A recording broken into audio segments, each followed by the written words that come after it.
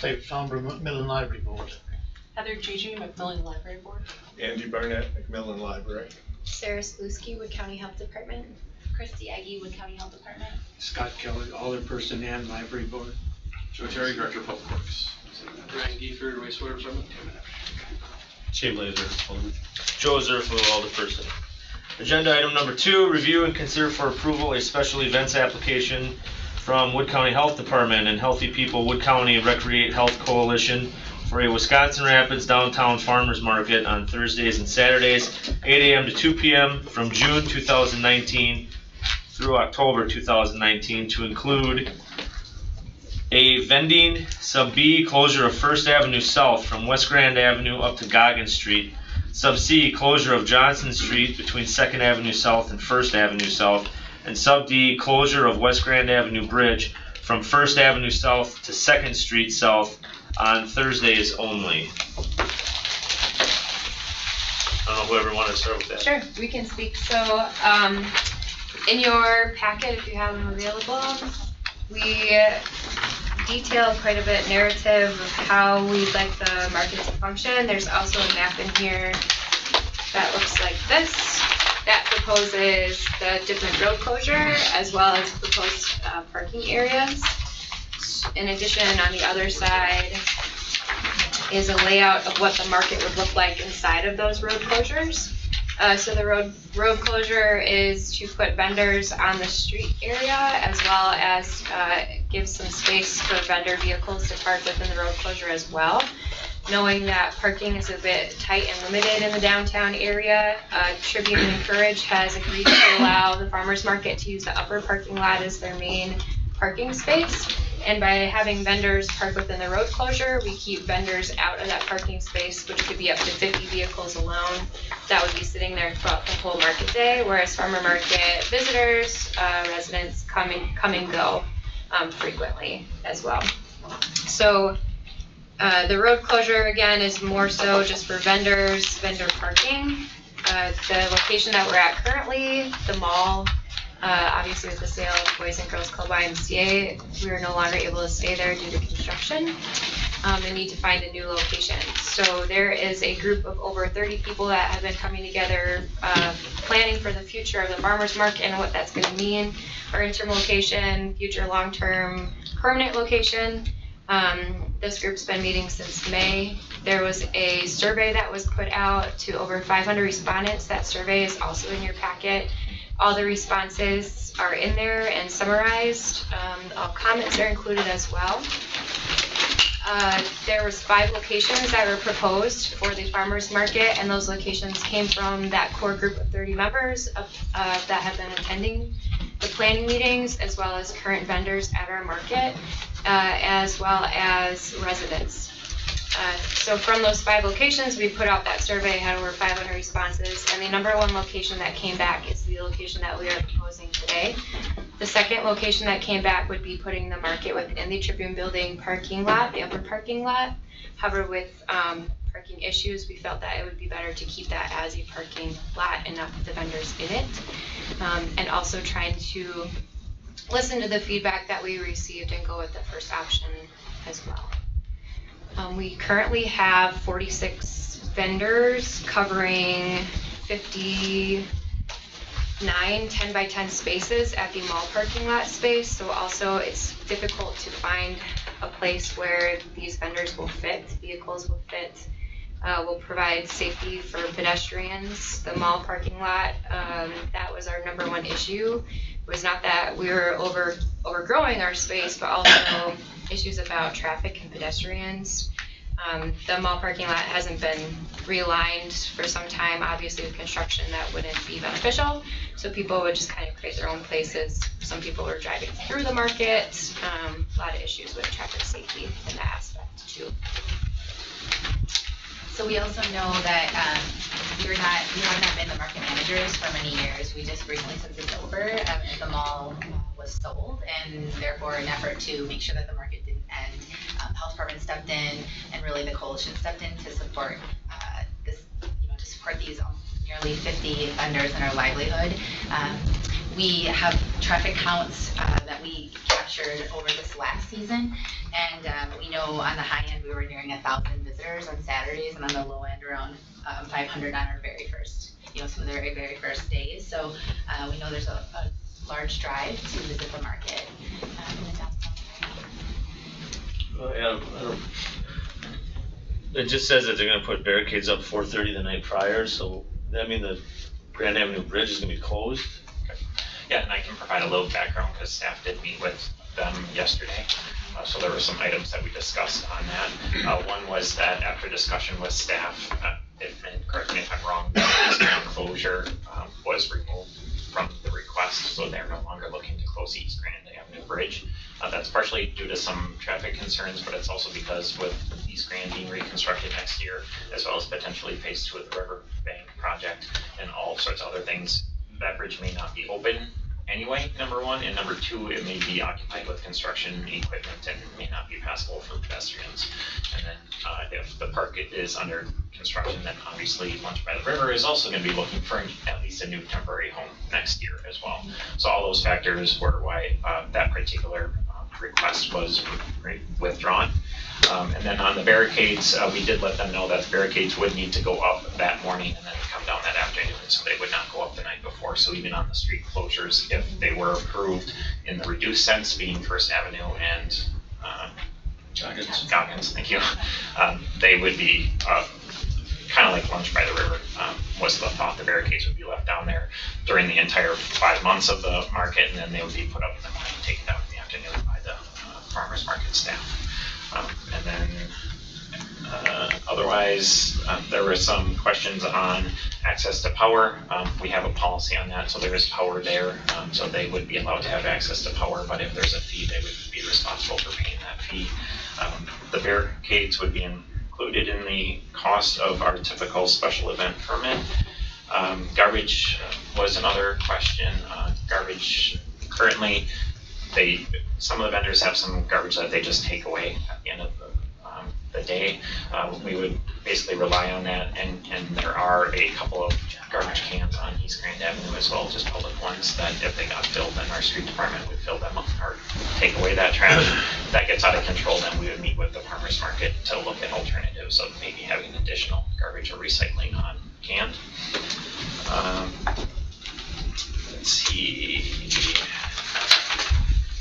And then everything else was just kind of internal discussions between the departments. So overall, after the discussion with staff was supportive of the request, again, assuming East Grand Avenue was removed.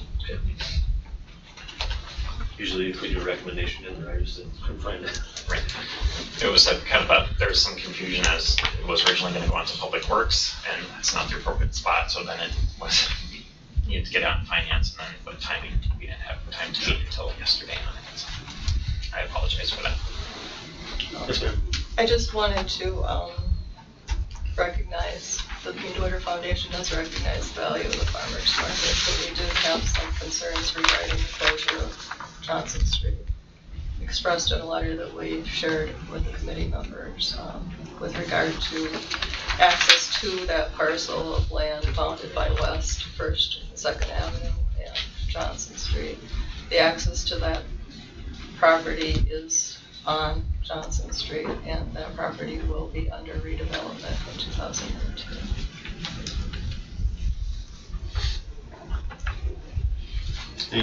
Have you had any discussions, Adam, or is that We did not receive that. Okay. So I was not aware of that concern.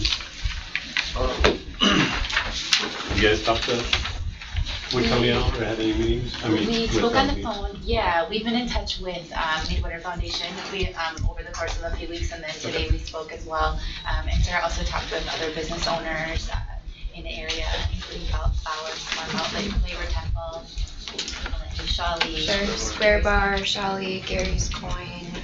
We were not aware of the closure of Johnson Street as being part of this project until we saw the meeting notice, so minimal time to react, but this project was postponed in 2018, delayed for a number of reasons to accommodate things that were already happening and planned for downtown. We need full access to that piece of property to do the redevelopment that's being planned.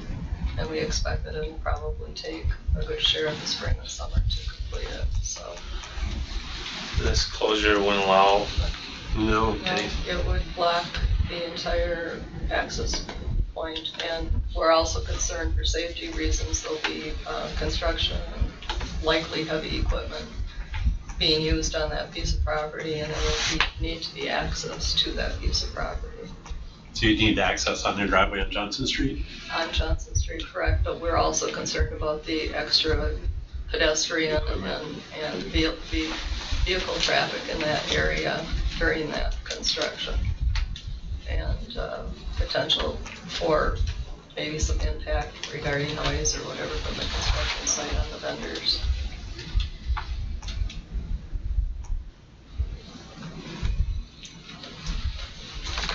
The market hours, I just wanted to remind everyone, the market hours, the days are Thursday and Saturday, 9 to 2. We've changed the market hours to reflect similar for both days. They were different in the past years and even this year. So just as a reminder, the market is a Thursday and a Saturday as well. Would your same goal be accomplished if you closed First Avenue at Johnson and Goggins and went to Chase, shift it down a little further south? Then it'd still allow access and safety concerns to be addressed if there's construction. So I would say that overall, with the market, we're really flexible. I mean, this is our interim location, so this is going to be kind of like a trial and error time for us. We had some conversations yesterday when meeting with the city too about there's just a lot of what ifs and a lot of redevelopment going on downtown, both sides of the river. So also considering what if Lunch by the River needs to find a new home too, and where will that go? And so we were actually saying if Lunch by the River did come over, I don't know what the plan would be, but they could take that first portion of First Ave between West Grand and Johnson, and then the market would move between Johnson and Goggins. But we would need to close off access from Goggins down to First. And I think in the past that's been an issue as well with access to the parking lot. So I'm not sure if that would be the solution. We also could scope back the closure that we have on Johnson to allow access to the parking. The property that you own, the first driveway, we could scope that back so vendors wouldn't butt up to that first driveway there. I think there's 2, correct, on that property? I would still be concerned about the safety issues with equipment and construction going on there with Noise that and proximity. dirt. It's right up against the curb line as proposed in this map. would that be, I mean, would that be any different though than just regular pedestrian traffic? Well, I think the amount of traffic would be different. Is there potential to ask if the market were to stay in this downtown location that construction on this site may not happen on Thursdays? Anybody who knows construction would understand that you really don't have control over, nor do you want your construction project stopped one day a week. I understand moving it down though to give them access to their driveways, and then, I mean, the worry about pedestrians and construction and noise, we're gonna have a lot of that everywhere, so, I mean, we could move locations around, but we could have similar concerns in other places as well. Right. I think the big one for me would be making sure that they could get access, so if you did move down, I mean, that would suffice. I just think it'd be, is it visibility you're looking for in that first section of between Grand and Johnson, or, to me, it just seems like if it's shifted down in front of the Tribune Building, and then, yeah, you close off Goggins, you can even close it off at that driveway issue there for the upper parking lot, just before it, so you can still leave part of Goggins open for access to the parking lot. And you can, if you wanted to. Can we close Goggins at First? There would be no exit. Yeah, because it's point. all one way, so if you're closing off from Johnson, it's still one way to the north, or to the south. So closing off Goggins isn't gonna affect the traffic on First Avenue. I see what you're saying. So The reason that we did take that extra space is so that if we did need more vendor space, we could continue to push down first between Johnson and Goggins. But also right now, that's allowing us for vendors to park there. Vendors' number one concern at the mall market this year is they put their vehicles right behind their market booths. And this year we're not allowing them to do that. Plus they wouldn't be able to leave early if they wanted to because of pedestrian traffic. So vendors are parking close by so that they can still get their parking right here. Right here? Nope, this will be vendor parking Oh. in this area. So about 50 to 60 vehicles for just vendors. That way they can act in front of Chippy Building. That way they can access their vehicles during the market day. A lot of them keep their produce and things within their vehicles and will bring more out. Since this is all one way further south, you could accomplish the same thing by parking all the vehicles down here to Chase. Because Chase would give a lot of access, same as Goggins here. So you can park all your vehicles here, close off roughly the same point at that parking lot. And then you would have this area for farmer's market, and then this could be your parking down here. They can exit off of Chase or continue on First. Because I'm actually concerned about probably the dust and the noise. I don't know how they're going to feel about this and that throughout the day. And you can't expect construction to stop for a project for one day a week. Do you have a start time in your day for your projects? Do you have like plans? 7 a.m. to 10 7 p.m. a.m. to 10 p.m. You can work construction.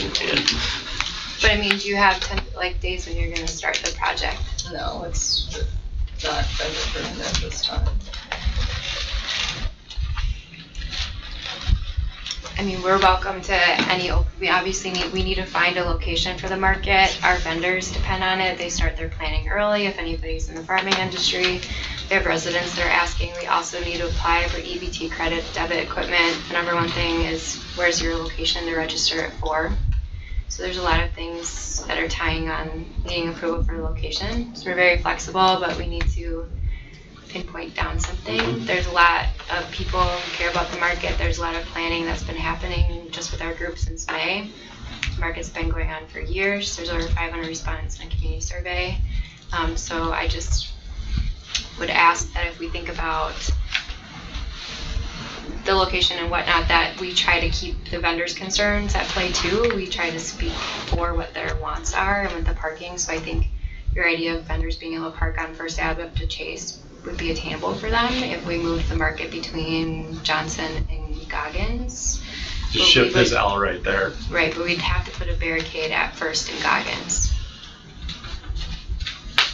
And is that? Well, yeah, it'd be no difference if you put, you can even slide it up. Yeah. Okay. Up, unless, because that's your parking lot, and on the other side, is that going to cause an is that going to cause an issue closing off that access to that parking lot on the backside of the Tribune Building? That's not the foundation's parking lot, but. Oh, okay. And it's by use by the county, so. Okay. So they'd still be accessing in and out there. It would be used as a turnaround though? Yeah, because you can even barricade it up at, just below the top side of that parking lot. So if you still wanted use of Goggins there. It's by use of the county, but per a contract, so it's not county-owned property, right? It's owned by Muppet LLC, so I think we would have to probably propose that on another agenda, or no? How'd that work? You're That's saying nothing to do with restricting us. access, right? On Thursday, if You're we just saying restrict restricted at the intersection, and the two driveway accesses into the Muppet lot are off of Goggins. So you're not, as I understood the proposal, it's not to close off access to Goggins. You would just barricade it at First. If you could Yeah, hold if that's entrance if for you're that. good enough with that. I was just trying to give you an option if you needed more Trying to space follow on Goggins. Yes. Just a quick comment, with any construction project, it needs to stay on site. You go to a big city and they're building 50-story buildings and the sidewalk sometimes is still open on that side of the road. So, I don't think there really should be any conflicts with the public out in the right-of-way on First Avenue South. I don't think that should be an issue. That helps. Thanks for making that comment. I mean, so we've also talked about that's why I was just asking like a start date for your project. I understand I've been through many projects myself and construction, not holding it up, but just thinking about the YMCA, the Boys and Girls Club. They've been in construction for how long in our market? They've been working with us very well, letting the market stay in that location, opening and closing the gates, coming and turning on power, and being really a community partner and supporting the work that we've been doing. And thinking not only about the economic development that the market brings and the dollars that it brings, spent locally, supports our local entrepreneurs, increases access to local foods and produce, that's the spirit of community partnerships more so. And thinking about if the construction project, I don't know if we have like a timeline for when it's going to be starting, but thinking about what the market brings versus that construction project at the time.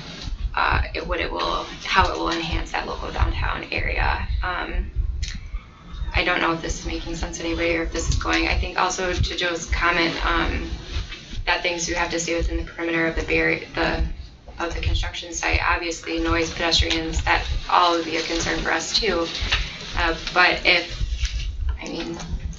tearing down buildings and all the area around it was still open. It wasn't affecting anybody next to it. So I would imagine that some type of construction in that space would still leave the other areas open for people. I guess I'm just trying to come up with an alternative that you wouldn't maybe have to deal with that, but it sounds like you're good with construction noise and sand and all that on First Avenue. So As long as they have access to their. Yeah, I'm not opposed. I move it think down. if you put this barricade at First Avenue, then that addresses that. And if you want to assume the noise and dust on First Avenue with the vendors, I guess we're not here to say otherwise. I agree with that. But I don't think it's for this community to dictate on private property on development when and what they should do and when. I'm sorry, Adam.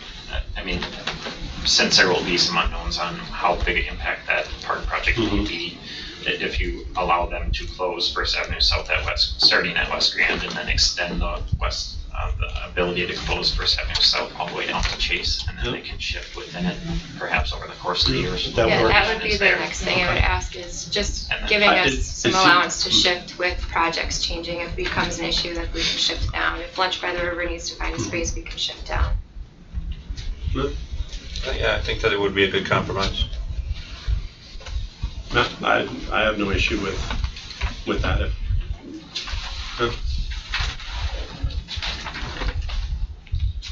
So the closure on Johnson will occur where First Avenue then? Or just beyond their entrance? Because they have double entrance, so I would think that I would think probably the entrance should be access to both entries with equipment. So really, you wouldn't be looking at any closure on And Johnson just close it off at First and run it all the way down to Chase. Yeah. Sure. And if the noise or sand's too much, you can always shift. Yep. Hope for West Wing. Right. Chairman? In the event that construction was delayed for several months though, would you want to make a contingency that Johnson would not be closed if the property owners needed access, but if there were no activity there? Well, as long as we're not, It's just simpler just to leave it all First Avenue. as long as we're not restricting a property owner access to the property, I don't have a problem with that. Exactly. Do you? No, I don't, as long as they have access when they need it. Sure. I appreciate that comment, and we didn't explain why we chose to go that direction in the first place, and it had a lot to do with the parking that the Tribune Building is offering and the proximity for people to walk, and knowing that we may have folks, elderly folks attending the market, and that they would have closer access. That's why we went up that direction when we were just kind of thinking about aesthetically and also accessibility. So, when I knew that's the question. I think maybe as your projects come closer, if you have like a start date, that if it's before like our market season starts, then that way we wouldn't, utilize our time mapping out what that would look like for vendors, but instead just map out vendors for First Ave if we could get a potential start date of when your project would be. Because I'd hate to start the market Elling, Johnson, and 3 weeks into it we'd have to change for construction. I would anticipate I would just map it out as First Avenue, and then if you have Johnson, that's a bonus, but I would hate to see, like you said, you're gonna map out something and all of a sudden project starts and you have to redo it. Right. So I wouldn't even consider Johnson. And also in regards to the project, with messaging that we're doing with the vendors and also to the community, we'd be happy to make sure that safety is kept at the top so that we let people know that there'll be construction potentially happening when it's going to start. We put press releases out frequently and also we've been really promoting events at the market to drive traffic. So we'd want to make sure folks are aware, of if there is safety concerns. So if we can keep in touch, Cindy, then that would be great to be able to help message to the community too. I just don't think you want to be in a position of having to communicate on a weekly basis with a construction project, to have to communicate on a weekly basis. When that may or may not, all sorts of issues can. What's that? I think, if you're gonna have access to it, whenever. You just do what you need to do on your Yeah. property without, I don't think you have any obligation to message, or I agree, as you do work on your own property. I don't think you have an obligation to. As long as Johnson's not Johnson. part of the closure. Right, it won't be, yeah. Yeah, it shouldn't affect that at all. I just have one more question. I just- don't know if this is, sorry. Go ahead. So I talked to numerous of the surrounding businesses, and they all are very much so in support of the farmers market. So I don't know if this is correct community to bring this up to you, but obviously parking downtown it's been an issue for some of them. And the one recommendation that I could collectively take from all of them is they would like to just see some more enforcement of 2-hour parking by our lovely police department. I'm a county employee, and if other county employees are watching this, they're probably daggering me with their eyes right now. But just talking to business owners, I think it's a mutual respect, and they need to be able to get customers in and out their doors. And I think that was the one issue that I said I would bring up for them at this meeting is if we could have more enforcement of 2-hour parking to keep vehicles moving in and out more consistently. That would alleviate some of their concerns about bringing the You market. have to address that with the police department though. Okay. We can give them a call at the chief. Okay, so I just want to bring it Yep. up, No, but I'll be thank happy you. to follow after. We are aware of the Yeah, issues. and just in case, I talked in depth with them and I wanted to make sure I Okay. spoke. Should we try a motion then? Yeah, let's I'll make a motion that we approve the special events application and the included items, except that adjust the street closure from West Grand Avenue and First and West Grand Avenue south to Chase Avenue. So Which letter do you? it would be Cite the minutes, right? sub C. Oh, no, Or, B is what you just said. okay. So And then C is Johnson Street. So the closure from, if that's correct me if I'm wrong, First Avenue and West Grand, Okay. south, First Avenue to Chase. So instead of And are we including Johnson in? Or I wouldn't recommend including Johnson because not at this time. I think we're just gonna cross that just, first. okay, just because it's so, you just don't know. Right. So we won't have to come back and revisit. Or have problems. And they gotta let their Easier to vendors plan know where on they're gonna First set up Avenue. anyway, so. And then also sub D is no longer in play, I think you said. It's cross off D. Yeah. Struck it too? That's why I get the minute. I'll second.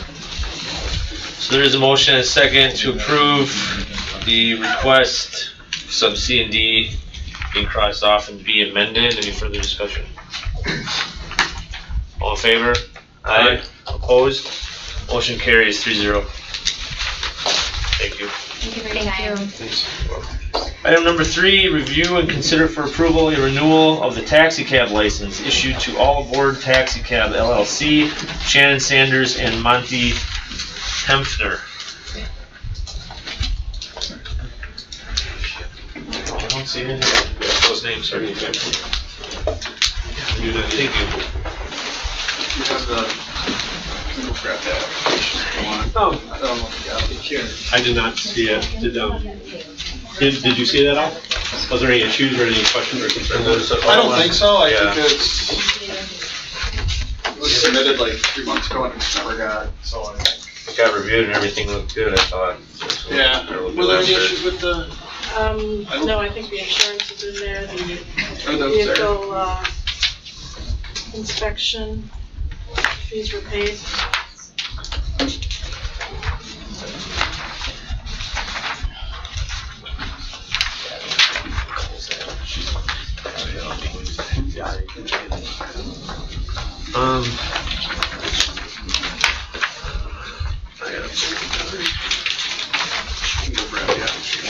I just, I'm good, yeah.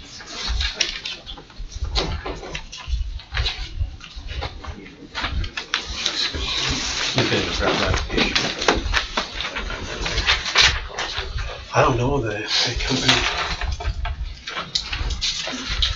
All aboard? I did it here last year. She's driving, I think, a car with a, she had a Minnesota plate. This one.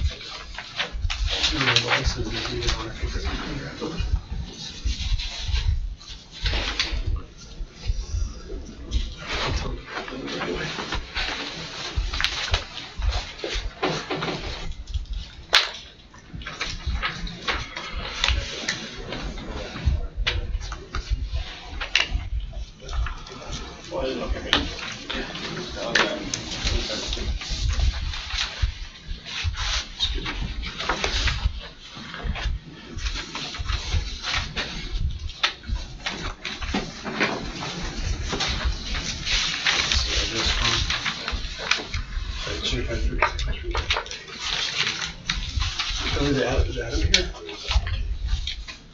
He just stepped out a bit ago, I don't know. So I can grab something or if he's coming. I don't know if this is a residence and if they can run it out of their house or. You can if they have, what, 2 vehicles or less? Yeah, I think that One. there's. One, okay, Yeah. then one. Number of taxis, You're allowed, one. yeah, so I don't know if they have a valid, she should have a valid, home occupation So permit. Sue, this was the same company, and she had a car with like a Minnesota plate on it for like the Right, longest time, okay.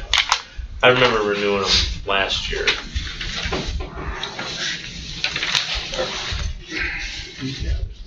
Yeah, they have one vehicle. I do see driving around quite Oh, here's a home occupation. Okay. It's in there. Okay, so work out. often. Just take a look. Oh, just take that out. Average operators, might as well start now.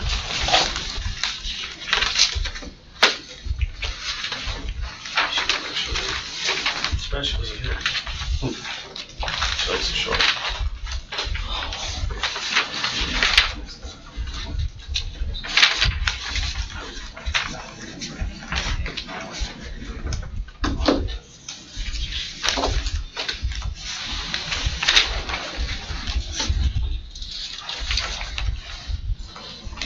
what do you think?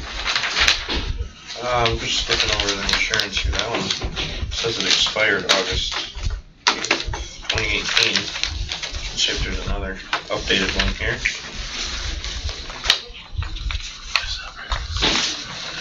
There's a operator. I think so.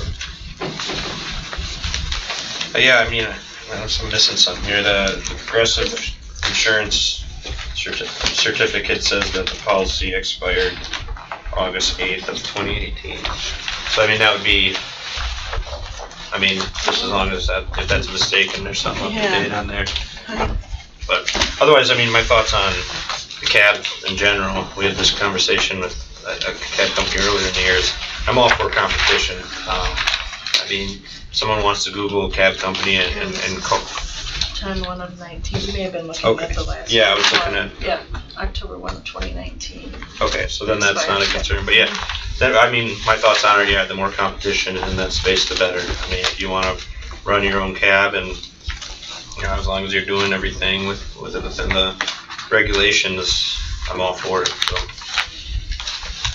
I'll make a motion to approve then. I'll second. Motion and second to approve the renewal. Any further discussion?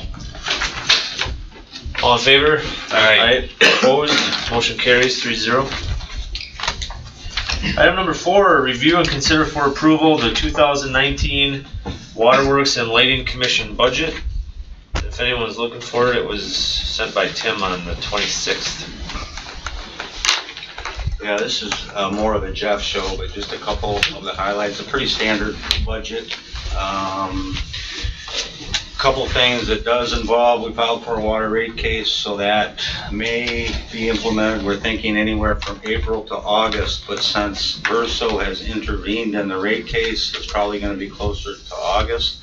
It's kind of erotic that the city's lost close to $300,000 with 2 bankruptcies, and they are protesting our rate case. But anyway, the budget next year will have 3 less employees than we started 2018. We had a lineman retire. We're not going to replace. The office manager retired. We promoted within, and don't plan to replace that position. And then a water service tech just retired that we're going to try not to replace. We'll see how it goes throughout the year. But They're just no longer a need for the staff in those areas, or? Well, we're going to try to make it work. Okay. We'll see. We'll let you know. I think we can probably get by, but we're going to try and see what we can do. Also, just for your information on electric rates, there are 93 utilities in the state of Wisconsin. We rank 31st in the state, and all our neighboring water utilities were right in the middle of the pack. The problem there is our water is very high in iron, requires a lot of treatment compared to other neighboring utilities.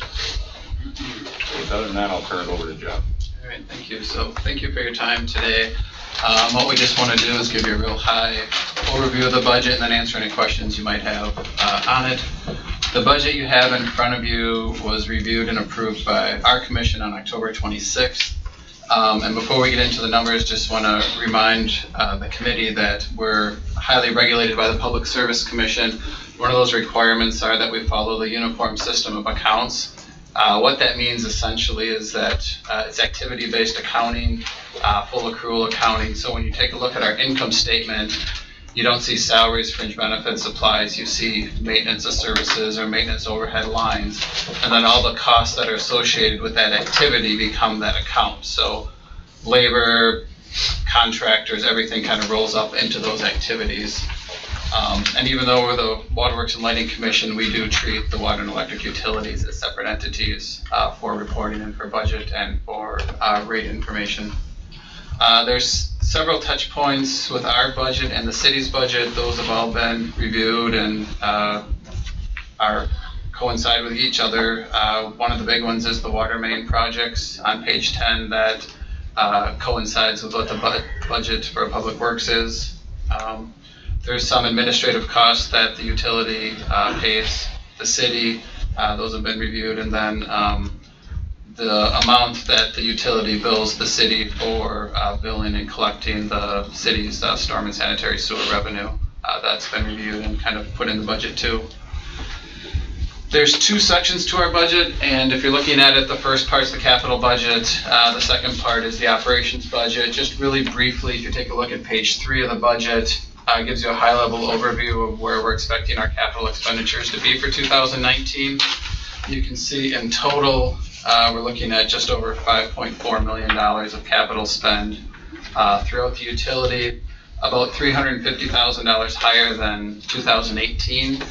We knew this when we did the 2018 budget that the water utility was going to have some additional water main projects in 2019. 2018 was a little bit lighter of a year as far as the replacement projects with the West East Grand project going on. We knew that was going to be a little bit higher in 2019. So that's one of the main drivers of that increased cost from 18 to 19 in the water utility.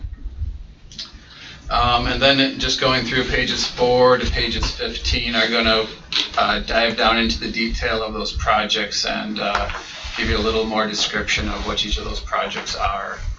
I don't know if anybody has any questions on a specific project or anything that's in the capital side.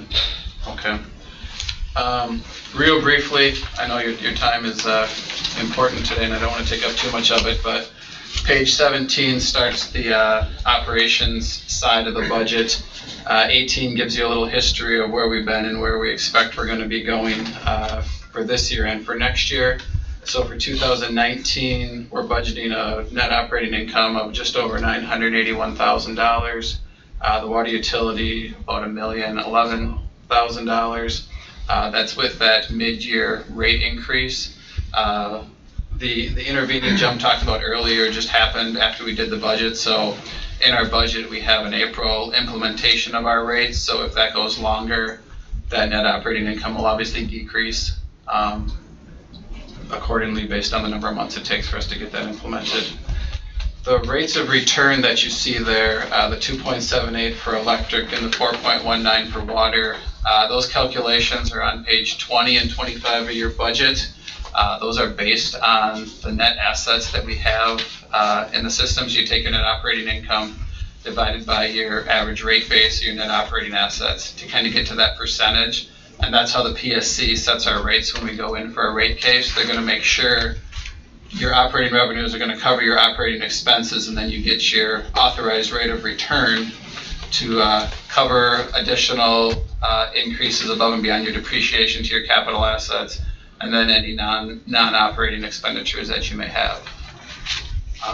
So as you know, Jen mentioned, the electric one's starting to go down. Our last electric increase was January of 2015, and our last full water rate case was in 2010. We've had a couple simplified rate cases since then, but the last full water rate case was 2010. And just one other thing we wanted to point out, on the electric utility particularly, about 75% of the cost is purchase power. We purchase our power from Great Lakes Utilities, and in the budget this year, there's a 4.5% rate reduction in purchase power. And the nice thing for that is, well, for the customers, the nice thing for that is that passes through customers as lower revenues to us, so lower power bills for our customers. So that's about a $900,000 decrease in power cost. That $900,000 will be a reduction in revenue that our customers will see. That goes directly to the customer. Yep. Good. So with that, if you have any questions on our budget. I don't have any questions. I appreciate, because reading through this is the capital improvements, how you have that laid out, so we kind of can see what's going on in the next few years. And I look forward to us attaining that. And my only hope is making sure that Water and Light and our engineering partner are working closely together for street tear-ups, so we're not tearing up streets that don't need to be torn up. Otherwise, yeah, I think it looks good. And making sure our linemen and everybody are very competitive in the market to hold on to them, because I know that's a struggle, especially on right, especially on competing with the private sector with that, and hoping that we don't have a turnover.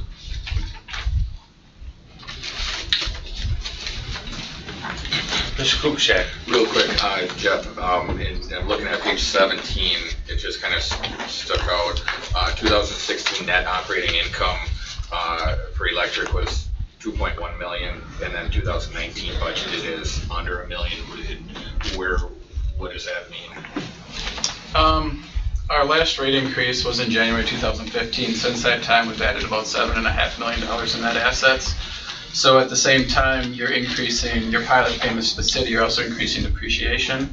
And then just wages, benefits, those kind of things have gone up since that time. So 2016 was a year that we weren't expecting. I mean, it was above our rate of return.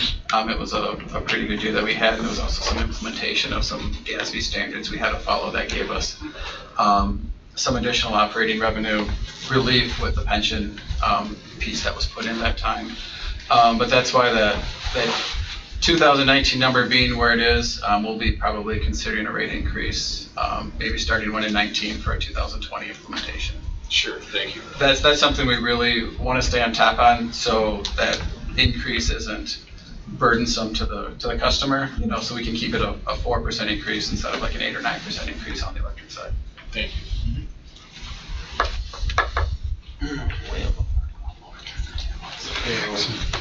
Oh, go ahead, sir.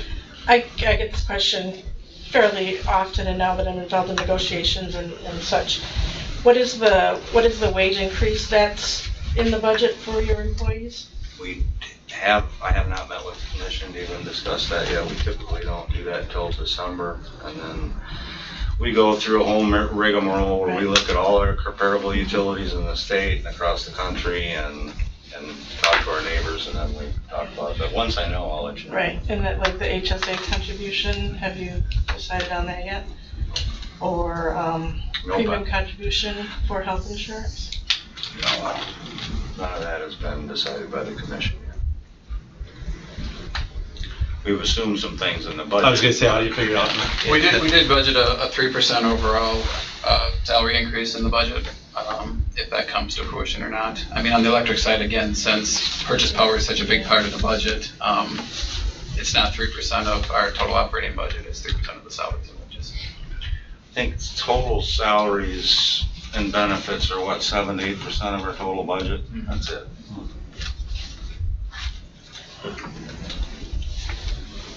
Which I know is a different picture for the city. Yeah. Go ahead, Lee. Just a couple questions on more of the capital improvement projects. We had challenged Joe Terry in other meetings to come up with obviously a comprehensive 5-year plan.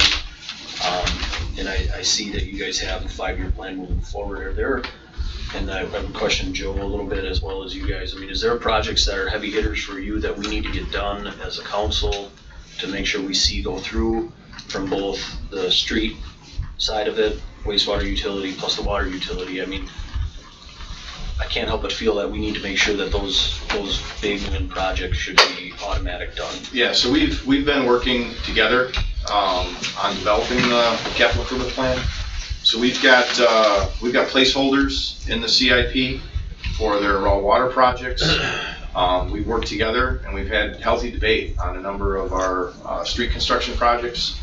We've made some last minute changes for projects that the utility felt that really couldn't afford, and we were able to move around in the plan. So, you know, I would say that the collaboration over the last 2 years has been excellent.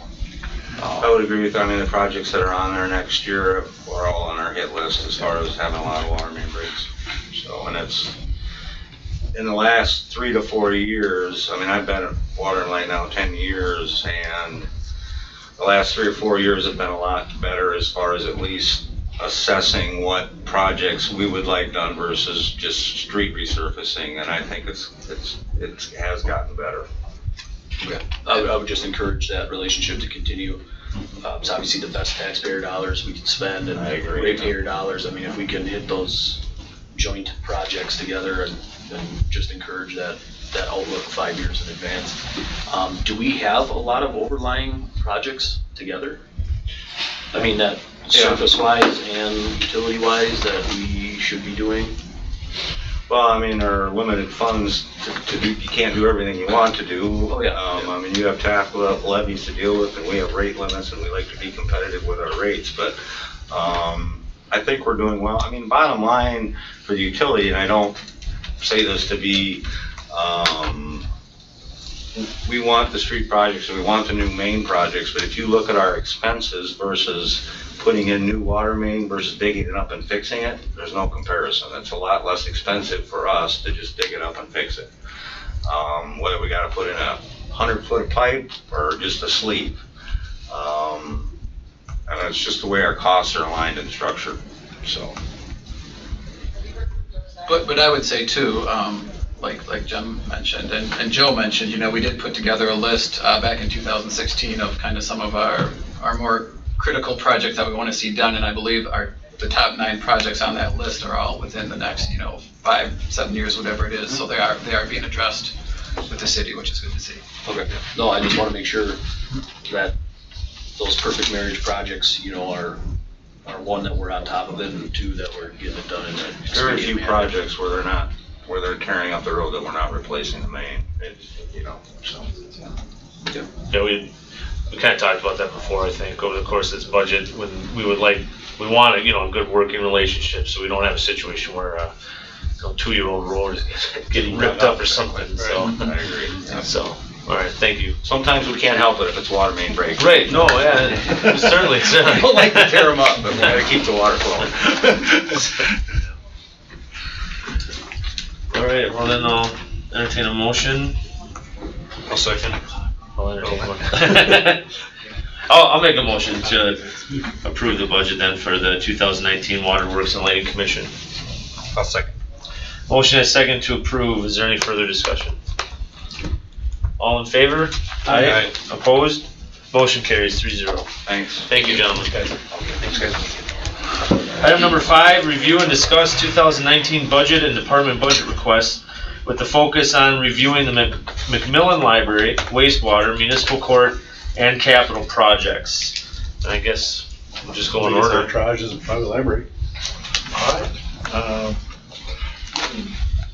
Should I just go ahead and Hop on, yeah. Okay. Let's pull it up. Let's make sure we got it pulled up. Yeah. Oh, here's mine. Yep. I'll just leave it in front of you. Library. There we go. Page 59 on mine. 62 on mine. No, not date. Oh, I keep mine out. You saved yours, didn't you? Yours is probably more up to date than mine. Yeah, I'm not hunting for it.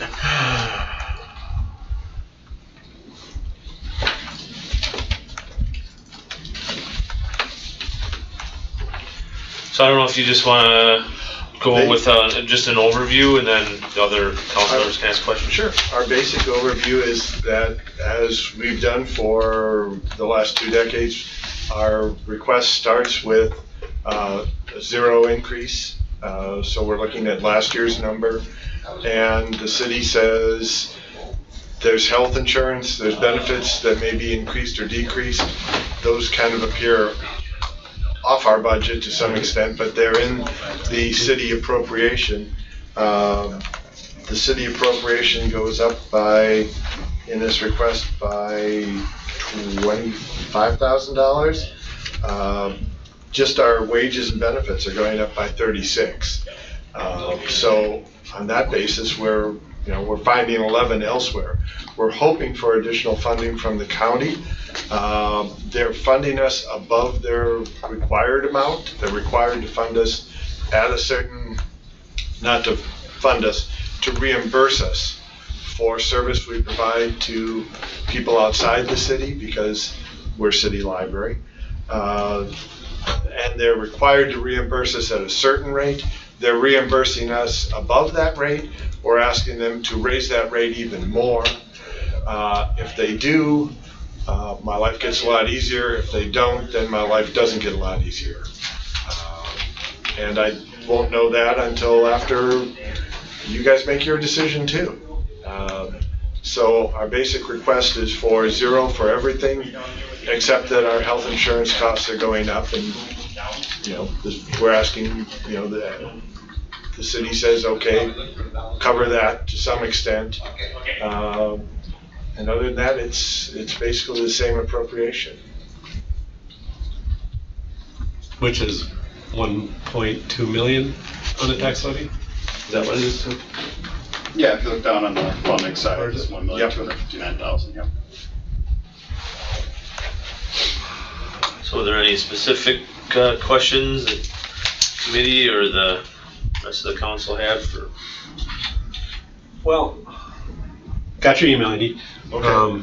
And I agree. We don't have any. Generator's been a discussion on here, and obviously I get that. And we should have. It's if we had brought that forward a year earlier, it would have fit within the process, and I would have very much preferred that. And that's our fault for not bringing it forward a year. Yeah, what I was going to say, I guess it doesn't matter to us if you do a generator because we set appropriation, you determine how you spend it. So yeah. If you want to spend it on a generator, I guess that's your prerogative. So, but yeah, I guess my question is, is the library a shelter, a designated shelter for the necessary to have a generator?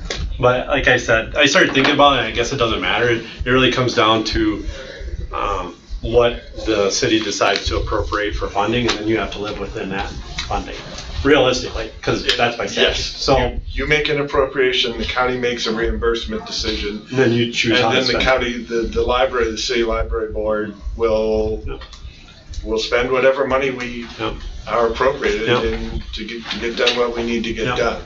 Yep. Now, we did request, and the board requested capital money for the generator. And we really like that, instead of taking it out of operations, but, we know we did not get in the regular process for that, and no one's fault but ours. Because last year the choice was restrooms, correct? Versus. Okay. Yeah, and the restrooms desperately needed renovation. They're nearly 50 years old. They don't fit modern wheelchairs. All kinds of things are wrong with them.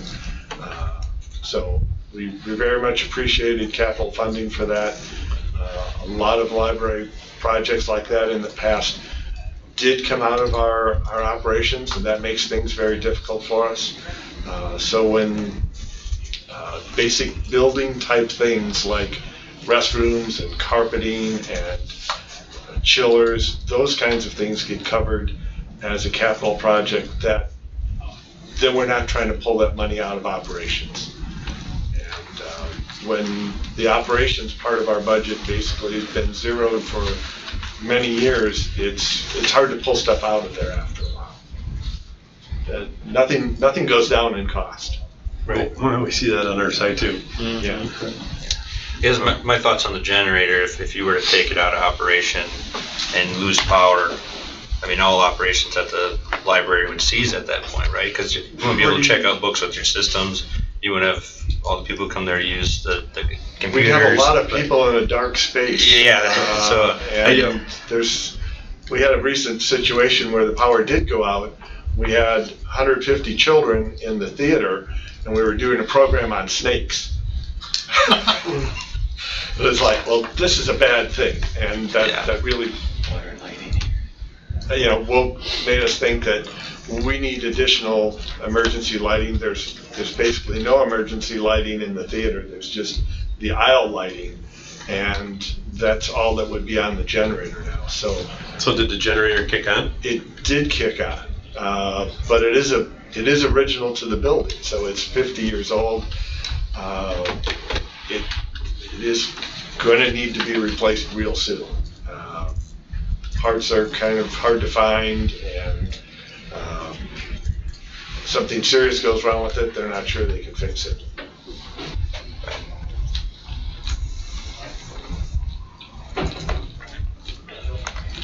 And I think I remember last year, another year, the coffee house. What's going on there? The coffee house, basically, we don't want to be competing. We don't want to be competing with businesses. We want to be providing hospitality and something for the people who come into the building. They want coffee, they want snacks, the kids are there after school. We want the place to be hospitable to them. We're breaking even, but we're not trying to run a business in our building on that. We see that as something that makes the library a place that people stay and hang out, and it makes it a more comfortable place for people. It keeps the kids there after school better there than anywhere else. If it helps people who are studying to hang out there and study longer or work on their business longer, that's all a good thing. If it encourages mothers to bring their kids in because they can get a cup of coffee while their kids are in a program, that's all a good thing. We have expenditures, we have income, and our income's a little higher than our expenditures, but not a lot.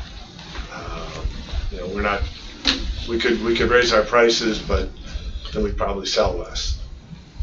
I just want to make sure that the taxpayers aren't paying a supplemental coffee habit that is more of an expense and obviously you don't want to make money. But I don't actually drink coffee. I don't either. So I got my buddy here, but yeah, I just hate to see the taxpayers pay for coffee, and because you're not breaking even. Yeah, we are breaking even that's on good. it, and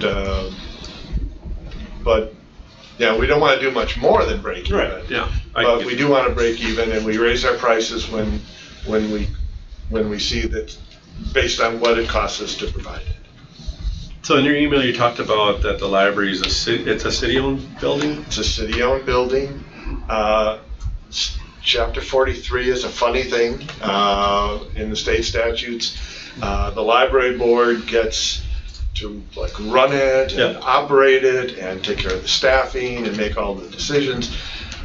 But you guys are providing the funding, and it's your building, not our building. It's on the city rolls. It's part of the city insurance that gets billed back to us. And yet we're undertaking to replace things and repair things and doing some of that out of operation. So the library board does operate the building. But all those operations come from tax levy, correct? One way or another. Yeah. Right. Yeah. Except for, we get little bits of money that like fines and fees and things like that. But yes, we're very much, we're a government agency. Right. We're city employees. So I just want to make sure that being that it is a city building, that it's, all of our city buildings are oversawn by pretty much Matt Heidemann from Park and Rec. So he's kind of tasked with, I believe he's tasked with all the buildings. Is he, Tim? Do you know? Yeah, he's definitely. So I just want to make sure he's involved on any building decisions, because obviously it's our property and we need to make sure that it's done consistently or without hiring outside contractors. I think that needs to come through the city first and determined by, since it's a city-owned building, how we want to fix that.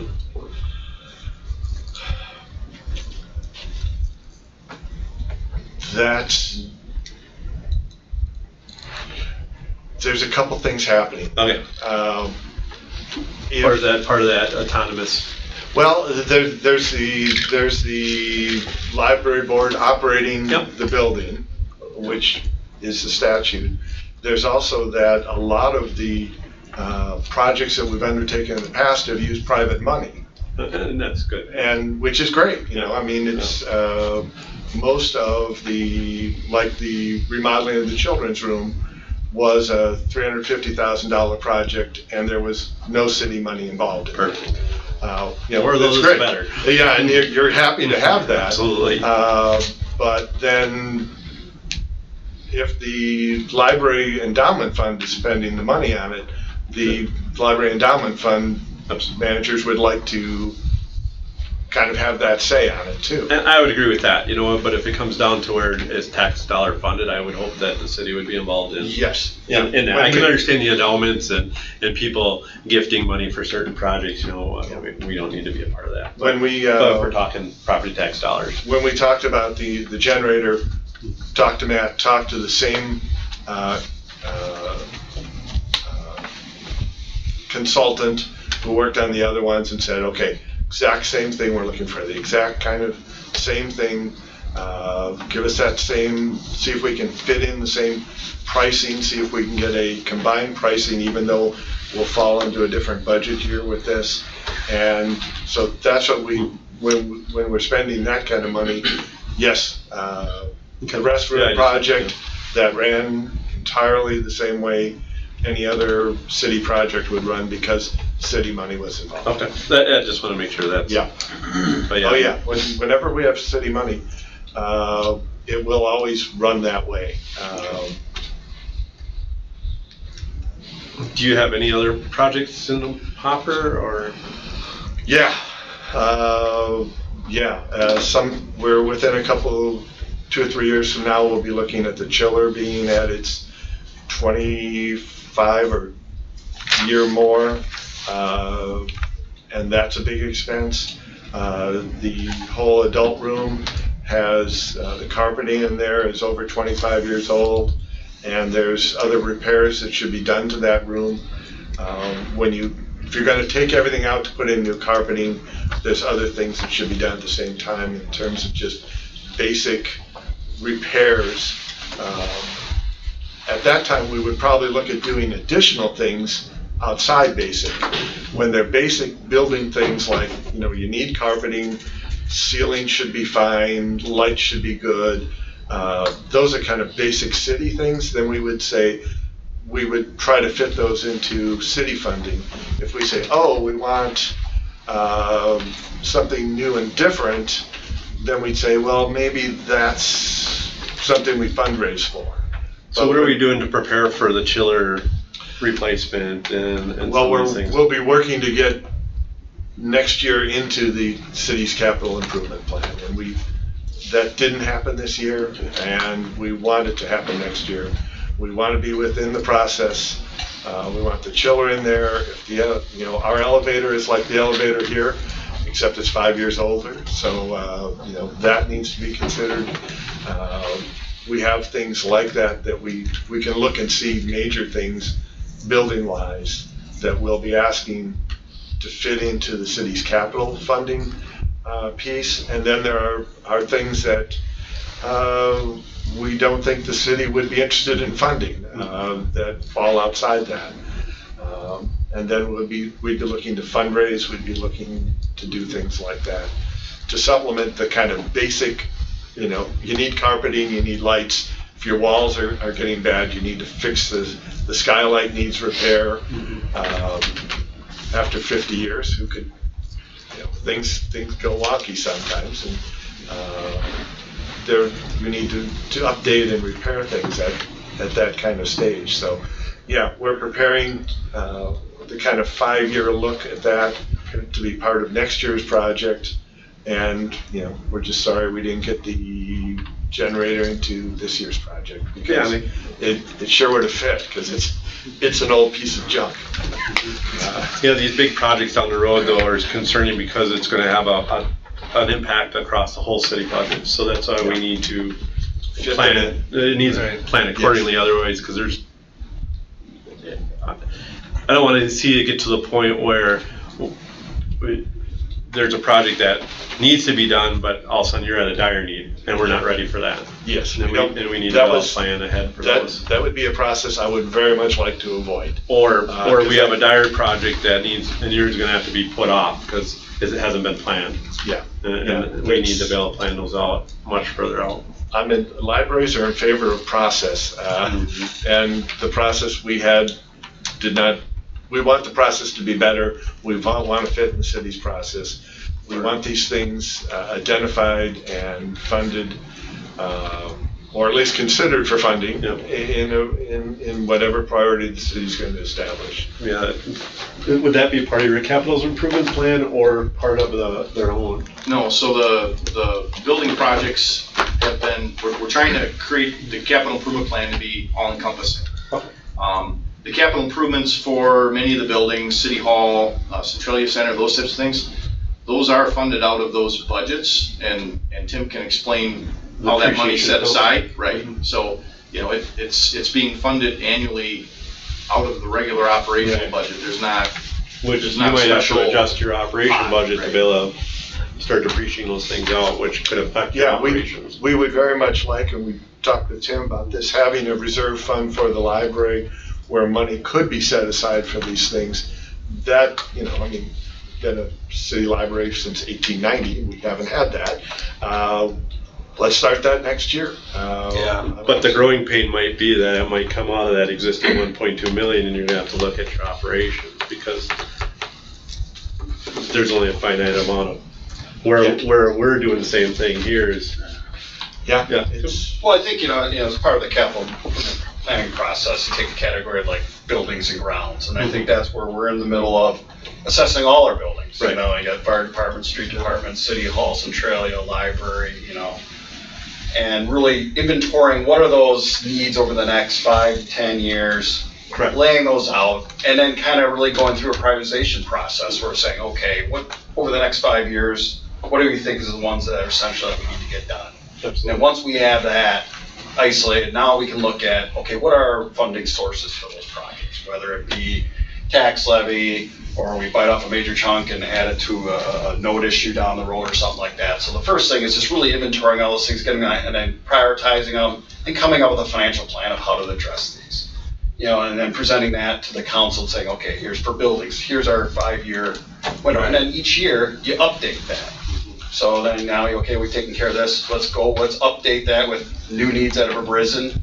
Maybe we reprioritize because things have changed. And if you get into an annual exercise where you're constantly looking at those things every year, and you're updating that 5-year plan, and then that really drives on what's going to appear in your next year's budget. It doesn't sound like that's happening with the library budget right now, is that correct? There's not depreciation accounts planning for. There's not a lot of depreciation that comes for a lot of our buildings. That's why we need to go through and really assess, okay, how are we going to fund them? I mean, it's like really the only depreciation for buildings is there's some for City Hall and there's some for City Charlie Center, and that's it. But like for the fire department, street department, it's more equipment, not there's equipment, but it doesn't address buildings. Okay, And that's why we need to get that and come up with a financial plan of, okay, what does it look like from a dollars and what are the funding alternatives for it? I was thinking that our buildings were part of that too, but. No, not, it's just the the depreciation is just the equipment. So. Okay. Are we gonna be working towards having a plan for buildings in the same manner? Yeah, I mean, when you look at the financial alternatives, what is that? Is that do we carve out, okay, can we carve out into our budget an annual amount that we can start putting aside? Well, that's all going to depend on what are the other budgetary process or pressures that are I'm just thinking specifically for them, if they got all these projects coming up. I think the city has a lot of projects. Well, yeah, I know, but just. I know that's the issue, is that there's so many projects. The city has a lot of projects, but just speaking to their budget right now, I'm looking at it, seeing none of that, we don't have any of that being set aside, and it sounds like they got some stuff coming up.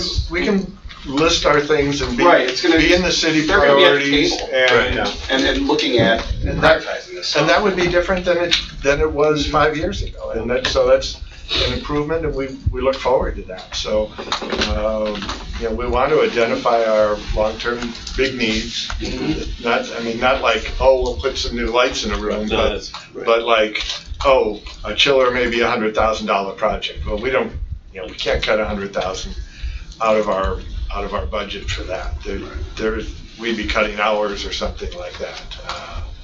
Then we'd have to address the same issue, cutting $100,000 out of our budgets to be able to fill it into that. Yeah, so that's why it needs to fit in and become some kind of priority in a larger city improvement plan, and that's what we want, and that's what we're looking for.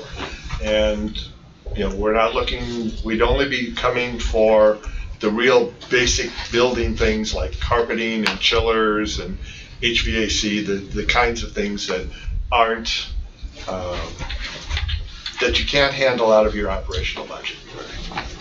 Ed? I apologize because I thought that there was a library fund balance, or at least one that we accounted for. Tim, do we have a specific fund balance?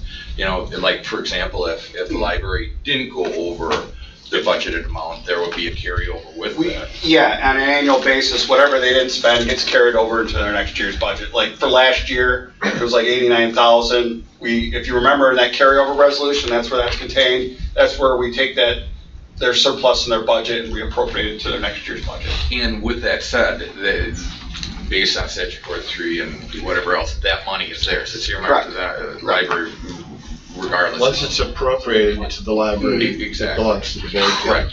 So, but how come we can't use the mechanism with that carry forward and then put that automatically into a capital improvements plan instead of trying to reallocate existing funds to go to that? I mean, this is something where it's a positive fund balance, and if it is a case where the library is doing a wonderful job of managing the appropriations that they had during the year, have that earmarked, into or specifically design a fund for that, for future capital improvements. The year that we had a larger carryover, it was because we were in the middle of some construction. We were doing something, and it got finished in January instead of December, and so all that 80,000 carryover, 60,000 of that was gone in January, because there was a project underway. So what we normally try to carry is 20. Well, 20 is our margin of error. I mean, as you say, we've got a big budget. If something happens and we go and we don't carry 20, if we don't have that 20 there, we get to the end of the year and we can't run a minus budget at the end of the year. So the 20 that we carry becomes then part of our revenue for the coming year. So it's like putting a $20 bill in your wallet for when you have an emergency, and then first time you spend it, you don't have any money for an emergency. That's the 20 that's carrying over. If we pull that, we are pulling 20,000. We're putting a $20,000 expenditure in additional expenditure into our budget, and then we don't have. Then we've got no margin of error at the end of the year. That said, we're in favor of having that kind of reserve account. We will see what we can do, and when we have money, we would want to put it in there because we know that happens, and the board is interested in that. We haven't had that kind of account in the past where we could store money without it. And frankly, there were previous city councils when we tried that, then cut that money because they misunderstood what was happening. If we can have a secure place to park that money, when we have it, we'll put it there. But I'm not sure that, if there's costs $100,000 to do a chiller and we need one in 3 years, that's going to be hard to do. That probably falls into trying to get into the city's capital improvement and finding a way that isn't operational to pay for it. So yes, we want that. I'm not sure how much money is actually there. Sure. And it's, we're busy trying to do other things to save money. We've cut our waterworks is gone, I can say. We've cut our electric use by a third over the past 6 years. And that's good because, we need to do those things to save money, but it costs money to get into energy saving projects. So we've been doing those energy saving projects, and we've got other ones left to do that will save us money, but we need to put the money into them. And that might be $20,000 for better HVAC controls that we'd like to spend to save us money. So yeah, that'll, whether we can put money in there ends up being a board decision because they have to look at what the county reimburses us and what the city appropriates and what we can set aside in there. And if the county gives us more money, well, then it becomes more likely, but don't tell them that. So our appropriation at the city, how is that compared to other libraries' appropriations? I've tried to go online and look, and I was telling Tim, some budgets are not very detailed. The detail on that would be in the state library statistics are at the Department of Public Instruction. The city appropriations in line with Marshfield, Stevens Point. It's better than Adams County, but we do want to be better than Adams County, right? Yeah, I didn't know how it fit into like libraries of similar communities. Our budget is very comparable to similar communities. Much that we do that is better than them is because of our endowment. When the endowment steps in and does extra things beyond, it's not salaries, it's not lights, it's not carpeting, it's programming and extra things. It's concerts, it's special things that really help enrich the community. That's what the endowment is for. No one's going to give us money to keep the lights on. Yeah, to put in a chiller or to replace an elevator. But they'll give us money to make the children's room really look like a sharp place. I think that's the kind of perfect money thing we want to know. We can fundraise. Mm-hmm.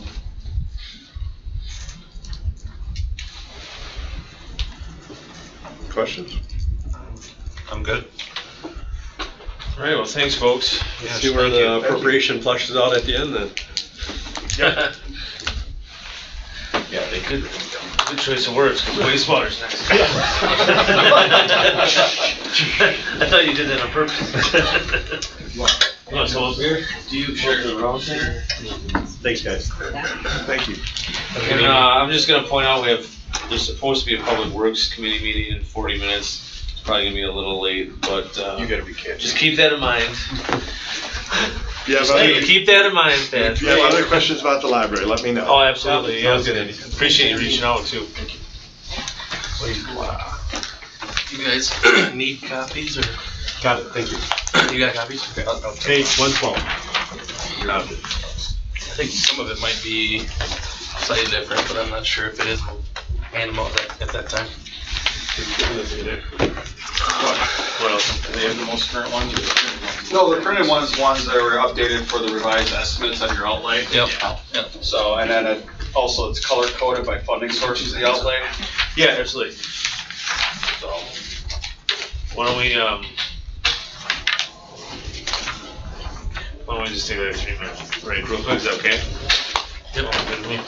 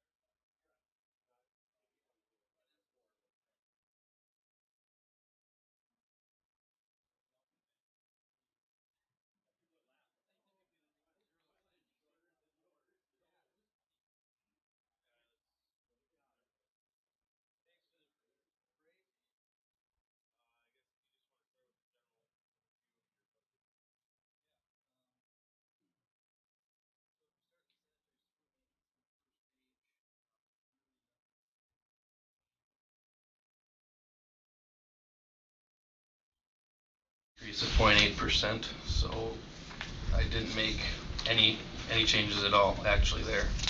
So I don't think there need, unless you want more discussion on that.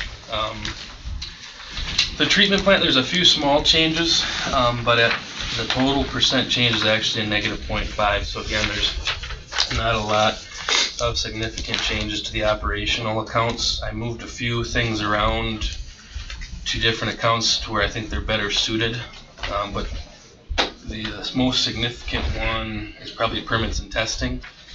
which is actually a $7,000 increase because of our new DNR discharge permit has a significant amount of additional required testing.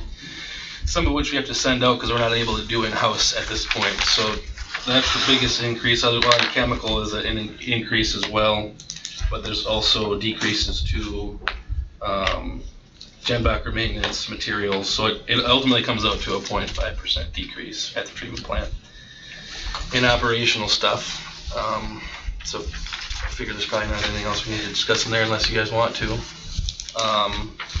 Lift stations as well. Total percent change is a 1.7% decrease. That's attributed to slightly less electricity being purchased, mainly $3,000. I'm projecting to be $3,000 short this year, so I just brought that number down to $84,000 in WWLC. Otherwise, everything's staying basically the same there as well. Sludge disposal is a 5% decrease. That is because we are now state certified exceptional quality class A, so we should not have to pay to dispose of our biosolids. I still do have $10,000 in there that probably could be taken out. I left it in there in case something happens, maybe our treatment process, we have a problem, and we have to haul class B, we need a little money to do that sort of thing.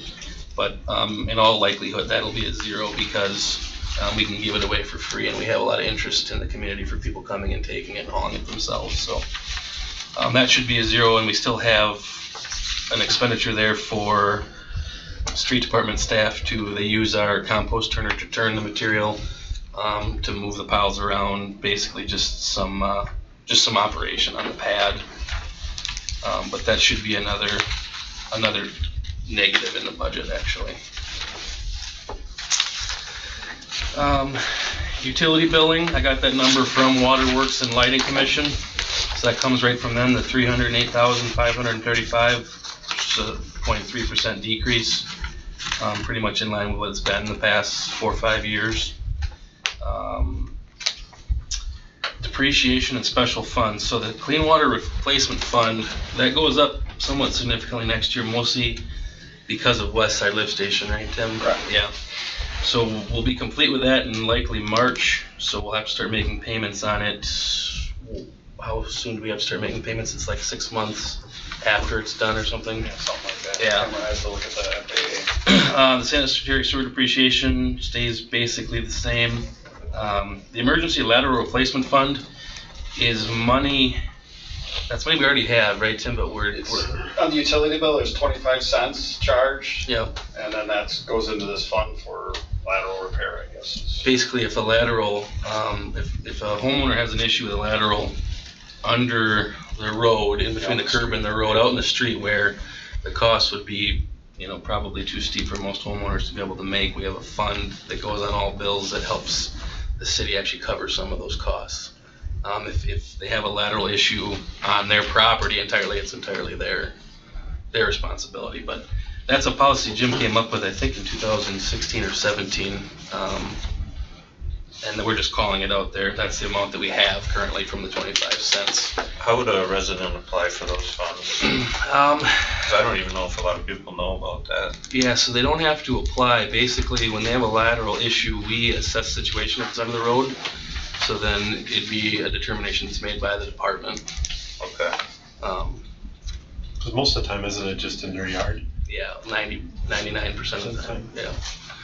Yeah, then you don't have to dig up roads and to repair it. Yeah, if it's out in the street and you're starting to deal with the cost of the replacement of curb and gutter, the street, are you on the short side or long side? If you're on the short side, you've got a little bit of street, but if the main's on the other side of the street, you've got a whole street, right, sidewalk. Those costs get to be real high. And, that was something that is becoming more of a reality, just like our city's underground infrastructure is aged and a lot of it's approaching its expected service life. A lot of these sanitary laterals are doing the same. So, the objective here is to get a little bit ahead of the game and it's good idea. Yeah, it's a great idea. We can. Very good idea. So then the outlay, that's probably where there might be some questions. We broke it down in the outlay based on color, which shows you the funding source. So the stuff that's blue, which is all of it, we're looking to accept the solids pad covering, is coming from the clean water replacement account. So it's money we have, but these are projects that we feel we need to do. And I think the balance of the clean water replacement account is about $3 million right now. That earlier, that 400 and up above the special funds, that $437,000, that's what we put aside, and that's what goes to pay for these items when they come up. Yeah, right. So I guess if I start from the top, primary clarifier rehab, that was one I wanted to do last year. Jim's plan was to do the northern, so the primary clarifier at the plant, I think you guys have all been there. They're the large tanks that all the influent wastewater flows into, and it's got mechanical mechanisms removing the floating scum and the sinking solids. They're about $1.5 to $2 million pieces of equipment when they're installed, but after it's been in for about 29 years, both of them, they need to be rebuilt. The drives, the metal needs to be pulled out, blasted, repainted. Just some basic mechanical repairs need to be made. We did the northern one in 2017, so my plan was the next year to do the southern one. We didn't get to it mostly because of everything we had going on with the west side lift station replacement. We just simply didn't have time to address it. So I've carried that over for this year, and we've got proposals for it, and the highest one is $154,384. So we'd like to get that done so that we have two functioning pieces of equipment for our primary clarifiers. They basically are at the end of their useful life. If you come to the plant and you look at them, the one is brand new and it should be good for 30 years. The other one, I think, would be failing within a couple of years. So I think that's an important one that we do so that we have two new ones and we can be confident moving forward with them. The Dewey lift station screen replacement. Dewey lift station is our largest lift station. It services about 1 to 3 million gallons of water per day. Is that the one by Demetz Park? Yeah. Okay. Yep, that one's in Demetz Park. That has a screen in it to protect the pumps, protect the plant from foreign material. That was installed in 1967. It's kind of on the verge of failure. We've been doing a lot of welding and trying to fix it ourselves, but it's essentially obsolete. We may be able to hire a company to rebuild some of it, but I wanted to at least get a price in here to replace it if we have to. It's a 25-foot screen. It weighs about 50,000 pounds, so the cost of a screen is about 150,000. Where you get to the 245 is you have to cut a hole in the roof, you have to bring a crane in, you have to cut it out, rip it out with a crane, and then use a crane to install the new one, being 25 feet deep. So it's a big project. It'd be a really significant project. The reason I have it in here for next year is I'm afraid that if we wait too long, it'll fail, and then we'll have a screen blocking flow to our lift station that we can't use. So either we could try to cut it out and not have a screen and hope that our pumps can pass any solids they get, or we spend the money to replace it and upgrade it. So do you clean the screen now? It's a mechanical on a drive and it cleans itself with rakes. Yeah. So it's collecting, it's actually functioning? It probably removes 50 pounds of solids a day, rags and things. So there's definitely a risk with plugging pumps if you don't have a screen there. So I think what we're going to do is we're going to try to get a quote to have someone rebuild it. One contractor's told us they can't rebuild it. It's too old. It can't be done. Another guy said he may be able to. So we could see some savings in that number if we get a quote and we feel confident that we can rebuild it. But if we can't, it'll be a fairly significant expense. Okay, 2 Mile lift station, that's our third biggest lift station. That one does not have a screen system. I feel it desperately needs one. We send a maintenance tech down probably 2 times a week to unplug the pumps. So you have the risk of backing up homes if you're plugging pumps. When the pumps get plugged, they generally are drawing 50% more electricity, so your costs are going up because they're plugged with rags. The nice thing here is we have a screen that's coming out of Westside Lift Station right now when that's completed that we can use. The plan is to take that screen, it's about a $100,000 screen, move it over to 2 Mile, somehow get it in, get it installed. You gotta run it new electric, you gotta run new plumbing to it, figure out a way to convey the screenings out. So there's about $75,000 worth of costs for retrofitting that station with the existing screen that we have. But I think it's a good use of equipment we already own. Otherwise, that screen will basically be put in the scrapyard. So it'd be nice to keep it, I think, for $75,000. If we wanted to get a new one, it would be up in that $150,000 to $200,000 range for 2 mile. And of the two projects, actually, that one I think is the priority, 2 mile, because of the fact that we have pumps plugging on a weekly basis. The solids pad covering, so that is the one thing I have on here that would come out of the capital improvement account. So it's not money we have in a replacement account now. Actually, though, I think we do have enough money in our capital contributions. Yes, so we have the money.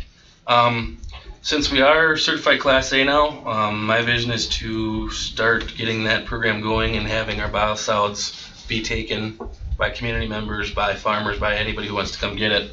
The issue we're running into now is the product sitting on the blacktop pad needs to be covered. When it rains like it has been this week and weeks ago, you get a nice cake product that someone's going to want to put in a bucket and take it home, and then it rains 3 inches on it and it turns into kind of a sloppy mess. Farmers have a hard time getting it on their manure spreaders and off their manure spreaders. So I contacted Structures Unlimited. I think they're at a Marshfield to put up one of those fabric type coverings out there. Like the salt shed kind of? Just like the salt shed, yep, same company. And the number they threw at me was $42.5 to put, I think it's about a 75 by 75 footprint block sidewall with a canopy covering that you could drive through. So when we have the product dried and turned enough, we feel it's ready to be distributed, we'll start putting it under covering so it stays out of the rain, stays dry. So not only would it, I think, people in the community be more apt to come and take it, farmers would be more apt to also come take it so they can spread it. So, and then ultimately, if the program gains traction, we could possibly start charging for it. How much would we charge? I'm not sure at this Would point. it, I mean, if it becomes a... Okay. Yeah, it's basically the same thing as Motorlight. It's less dry. It's something that eventually could reimburse this cost. Potentially. Itself. Yeah, potentially. It's got, when you look at the nitrogen value of commercial grade fertilizer, every ton of our biosolids has about $75 of nitrogen grade fertilizer credit. So I could try to base it off that. Obviously, it's much more difficult to deal with than a good fertilizer, but that cost could be recouped by charging for the material. We just need to, gain some traction on people wanting to come get it at this point. And on that note, we've had some discussion around engaging with UW about understanding the true value of that resource. There's a lot of municipalities that do charge, like Milwaukee has their Milorganite, and there's a lot of other varieties out there. And I think to the extent that we can understand scientifically what is the value, and then we can back up who are the people that are maybe buying that fertilizer somewhere else, that they could potentially use our material as a source here and not necessarily give it away for the sake of finding a home for it because we can't store it, but in an interim basis we kind of have to do that. But I do think there's good reason for us to invest in some, hopefully no cost exploration right now, but there may be a time where we have to stick a little bit of money into figuring out how much what's the true value of that waste solid. So then radio telemetry upgrades, that's a project that's been in the works for about 3 years. Basically what we're doing there is we're taking our outlying lift stations, we have 16 of them in the city, that were all initially on Solaris copper wires for communication, and the only communication we had then was a high level float, knowing that the pumps had failed. So really very, very limited knowledge of what was going on, and also failing infrastructure with those copper lines. Solaris has been kind of honest to do this project. So what you do is you put in a radio that communicates over the radio waves with antennas. And then we get to subtract the cost that we're paying for the copper, get something more reliable, giving us more information. It's kind of the industry standard at this point, that or fiber, which fiber you have to pay monthly for. So this is what we think a win-win. With this also would tie into the iPads and give you better information. So the operators at home could log in and see what was happening at the lift stations. They can't now. They can't now, right? Yep.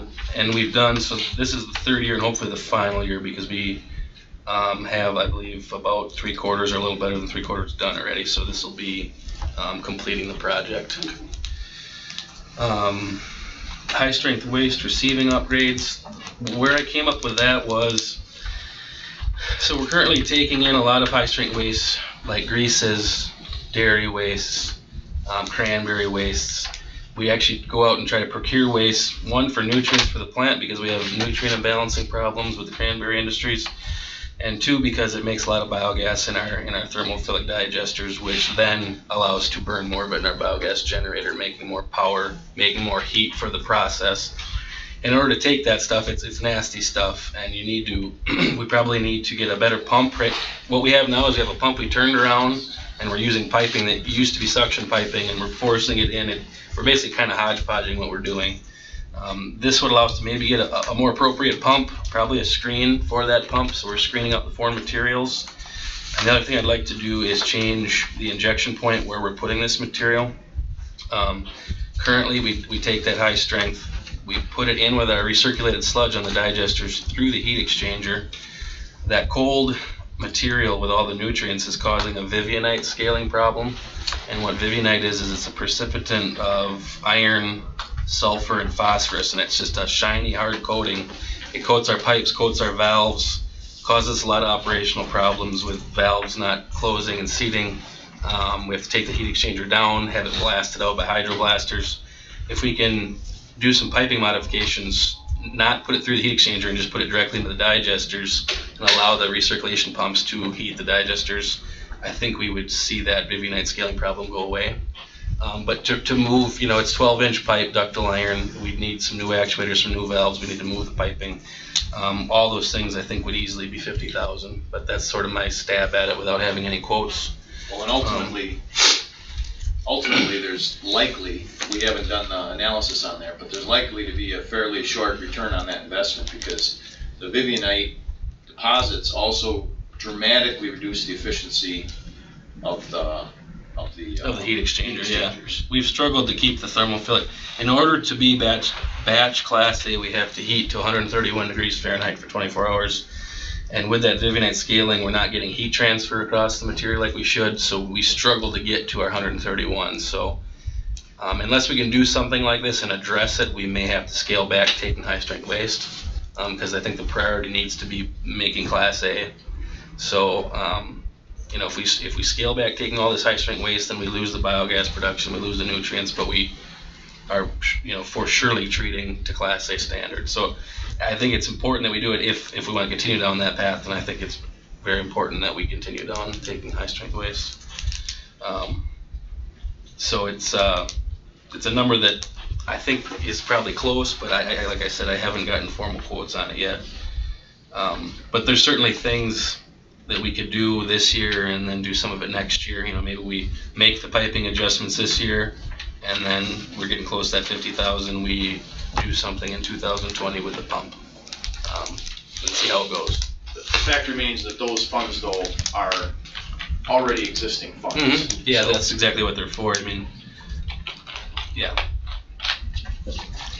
So the other thing on here, grit pump replacement, that is basically a 35-year-old grit pump. So the grit pumps, we have a settling chamber with a paddle that allows the heavy grit to settle to the bottom. These pumps are pumping grit through our grit vortex cyclone and putting them in a dumpster that goes to the landfill. So it's a pre-treatment process. They're basically they need to be replaced. The volutes are pitted, the impellers are wearing out, and that's just a direct quote to have both of them replaced next year. And that again is exactly what that Clean Water Fund replacement account is for. And then the Unit 30 vac truck replacement.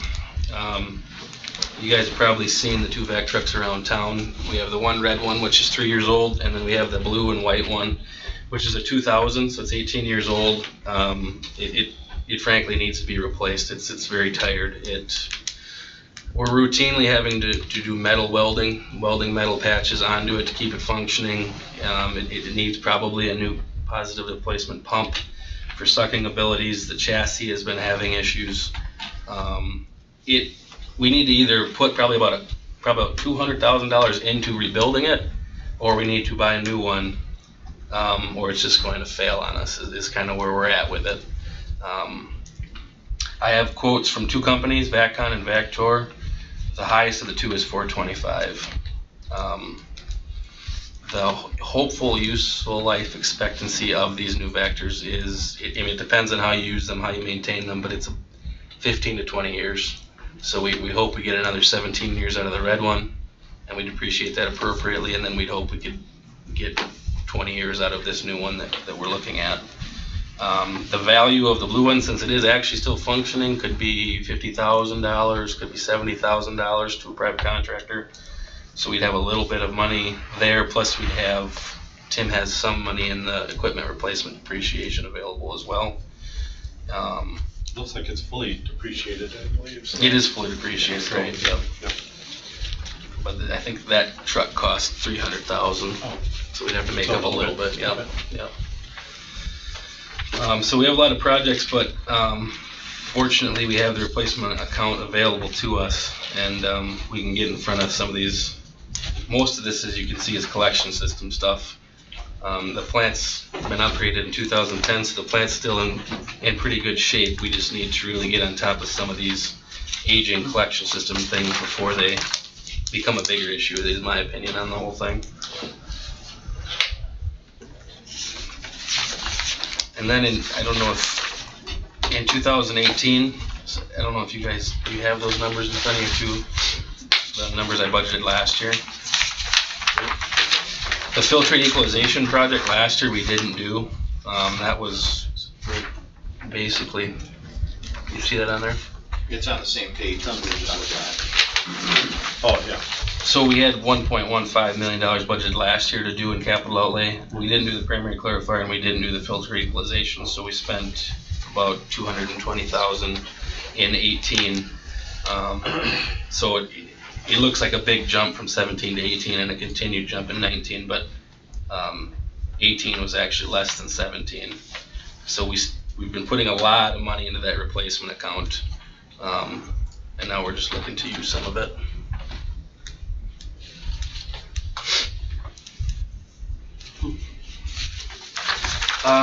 Any questions on that? Lee, I think he has a question. I have a few. On the Dewey lift station and the screen. That the removal of the roof, I think we need to take a look at a better idea of setting ourselves up in the future, because that is a cost. There is hatchways and stuff that you can put in order to make it easier to lift and to get it out. So maybe we should be exploring that for. Putting a hatch in after you cut the hole, you're saying? Yeah, cut the hole, put a hatch in, insulate it, roof it correctly, then it's always there. Then next time we do this, we can pull it out. We can pull it out. We don't have that. And even not necessarily on a brand new one, but simple maintenance, whatever. I know we contract out with cranes, so I mean it would be something we just contract out with a crane. We already have the lift hole. We don't even get roofing involved. So I would take a really good look at the hatchway. Right now, I know of a company that actually replaces them and they're aluminum. Okay. So what is that company? I'll get it for you. I'll call you tomorrow on it. Because I just put one in. Okay. Part of the 245 is a quote from Staub to cut it and put it in hatch. Okay, but put in one that comes up above the roof line so you don't have water issues and it doesn't migrate in. Yeah, I mean I don't know if you know the roof line, but I think it's a 16-inch. Yep. Yeah. Same. Okay. And then the other one is the 2-mile lifting beams. For maintenance, that's typically the hatchway lifting beams, because it's something that nobody ever does, right? So the screen is a good idea. I don't have an issue with that. I just think that it might be the opportunity for us to make sure we have lifting beams and appropriate enough materials there that when we do upgrades and we do things in the future that we can do this without a significant cost. Sure.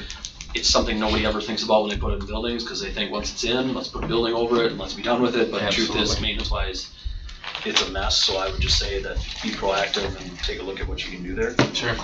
Primary clarifier repairs. So something that you guys are very interested in, or something that if you read up on the manufacturer specifications, typically it says every year they should be repainted and inspected. So just to be clear to the council that this is something that is the structural integrity of this piece of equipment, and that's why they typically look at sandblasting and needle gunning the bridge and the rakes and everything every year should be taken down for repairs. Nobody ever does it, that's a manufacturer specification, but just to say that there's an inherent cost to having this. So just more for information sharing. The other thing is, do you have to remove the equipment in order to do it? Because a lot of times you can do it in place. So we had a quote to do it in place that was a little bit less where they tent it. We've had some issues with that. I worked in a municipality that left it in place. The issue there is the way it's bolted together. A lot of times when they leave it in place, you don't get a good paint bond where metal's on top of metal. And we had problems with it delaminating and then starting a peel and then just losing a huge section. So the guy that we like to use and who did it last time insists on removing everything for quality control purposes, getting where metal's on top of metal. You could do it both ways. It was about a $10,000 difference, and the contractor that quoted us to do it in place, we just haven't had very good success with. So we really prefer to use PERS and take it out, but it is a possibility to do it in place for sure. No, I just want to bring it up. And then the high strength waste, the upgrades, I don't feel that 50,000 is enough. Probably just to give not. You a heads up, Yeah. because you and I both know. I don't know what size line you're looking to put in, but you and I both know that you put a couple automatic valves in there, and you're instantly up to $20,000 a valve, depending on the size of the line. And It'd probably be the only thing we can do of the things I want to do is the piping change. I'm thinking. Yeah, because we don't have anybody in house that can handle that piping, right? No. Because that's all 12-inch glass line ductile. Right. We wouldn't have the equipment to do it. Right. So just to let you know that 50,000, I would find it very hard without seeing the system of exactly where you're thinking about tying in that would even be enough to cover the pipe. But maybe what I'll do for the time being, though, I think because we don't have firm project estimates for that one, we leave it as a placeholder and we revisit it with with the budget amendment. Yeah, because once we get those numbers. I just want to make you aware. I mean, I don't think 50 is going to be anywhere close to what you're looking to do there, and just to be upfront and honest with people that say 50 will get us X. And once again, not knowing the tie-ins. Yeah, it might not be quite as bad as we're thinking, but what I'll do is I'll get Staub and the Haza in and just get a quote as soon as I can, then we know. And I don't know if that's appropriate in order to get the changes in the. Maybe we could do a change order. Yeah, we could do a budget amendment. Budget amendment later. Right. Yeah. Okay. We just want to indicate as a placeholder in the budget that we're looking at it as a project, and we don't, and be upfront, we don't have a good firm estimate right now to do that. And not that you guys have funds already appropriated for that. So I mean, it's not an issue that way. Yep. No, I appreciate it. Thanks for bringing your expertise. Yes. Like I said, I'm glad you had that knowledge. Yeah. So the last page, I guess maybe Tim would be better at explaining it than I would. Basically, it's the Clean Water Fund for the plant in 2008 and what we pay for it annually, and then the new one for the West Side Lift Station. Those are just the debt payments on the two outstanding Clean Water Fund loans, and that's just showing the transfer to the debt service fund to make those full interest payments. The debt service fund, GO, when we paid off our pension liability, we issued taxable bonds to pay that off, and that is the wastewater share of those bond payments. And then the Public Works Construction Fund is a transfer to cover the sanitary sewer construction of the Public Works Construction Fund. And a lot of that is exactly what. And then the projects that are earmarked down below, plus they're in the Public Works Construction Fund budget. So that Public Works Construction Fund down below is exactly what we were talking about before, the waterworks and light. Yep. A lot of the projects we're trying to line up with them on water replacement, sanitary replacement, road replacement. And next year's a pretty hefty year, from what I understand. With East Grand, right? Long overdue. Oh, those. Any other wastewater questions? All right, well, thank you. Thanks.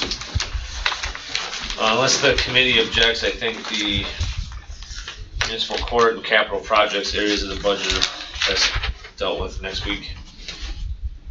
Is that what you were waiting for, Sue? No, I'm staying for the closed session. Okay, so. okay. No objections to that? No. Yeah, and I guess I'm not sure what, I don't do the municipal court budget, but I guess if anyone has questions, you can email me or call me or whatever. I'm not sure. Are you available next week, Tuesday? Just in case we have questions for you. Yeah, I can be here Tuesday evening. Okay. But, you know, if there's something that could be answered ahead of time, so I can be prepared, because do we want to have a minute discussion with, since Joe's here, with the email Joe sent us regarding the wall? Your concerns? No, Joey, you're here with Joey. Yeah. Joey sent us a Right. memo. Right, because you guys were looking for some information on that. And like I said last week, you know, I think phase 2 looks great, but I hate to do phase 2 on a wall that we're gonna have to do work on in the next few years. Or concerns of trucks driving on it, and I just want to feel very confident that the river wall, we don't need to touch it for the next X number of years, or the potential that. Well, we're looking at. Because reading that engineering report, you know, it even said that they didn't even do a visual inspection, and they dug one hole and they hit a foundation wall, so how much was really put into the integrity of the wall, you know, or was it just kind of cursory? So I just want to feel comfortable. Yeah, and we're, you know, we're looking at implementing some of those, you know, those grouting, repointing activities in with our regular maintenance activities. And so, you know, we're looking at having to purchase some equipment or hire a contractor to do some of the work, and you know, and do segments of it at a time, not necessarily all of it.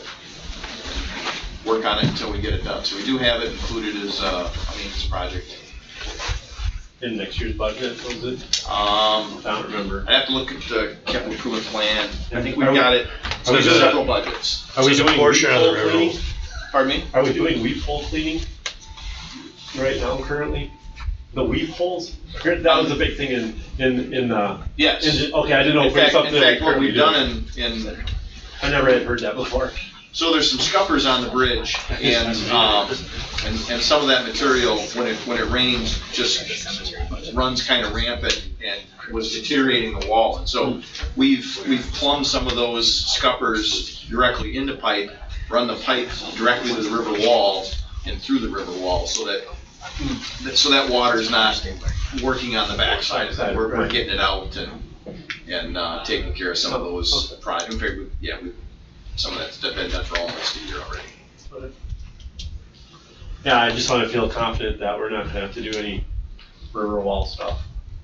Yeah, to do phase 2. Right, Yeah, it's going to be some tuck pointing activities that are, you know, maintenance activities. Whether, you know, if we hire a consultant, a lot of times for those types of activities, it's so shallow there that, you know, again, we haven't studied how we do it, but likely there'd be some type of a scaffolding. Contractor may have some type of a floating pontoon for some supply type activities, but you can stand right there. I guess to be honest with you, I'm not in favor of phase 2 until we have a plan in place to make sure the wall's good. I'm just letting that out. And I was gonna add, I think, and that's where, I think when Joy said, when I talked about it, and I said, well, let's use a street analogy here. If you're recommending not to do the tuck pointing because the current state is adequate, say that, you know, I mean, in his interpretation, right? If we're going to wait to do maintenance in a couple of years because it doesn't need it for a couple of years, explain that. But I think in terms of any activities that would happen over the wall pertaining to, if we're gonna have to tear up any of the park places that are, or impede the use of that park for a period of time, it should be done first, right? Absolutely. You know, so I think we need to probably further clarify that. I think, as we all understand from that memo, that the engineering report and some of these engineers, let's be frank, are not going to warranty or guarantee their findings, but where are the gaps? And I think he illustrated those, that we locally did our visual inspection over the last 2 years. We've got survey markers on the wall.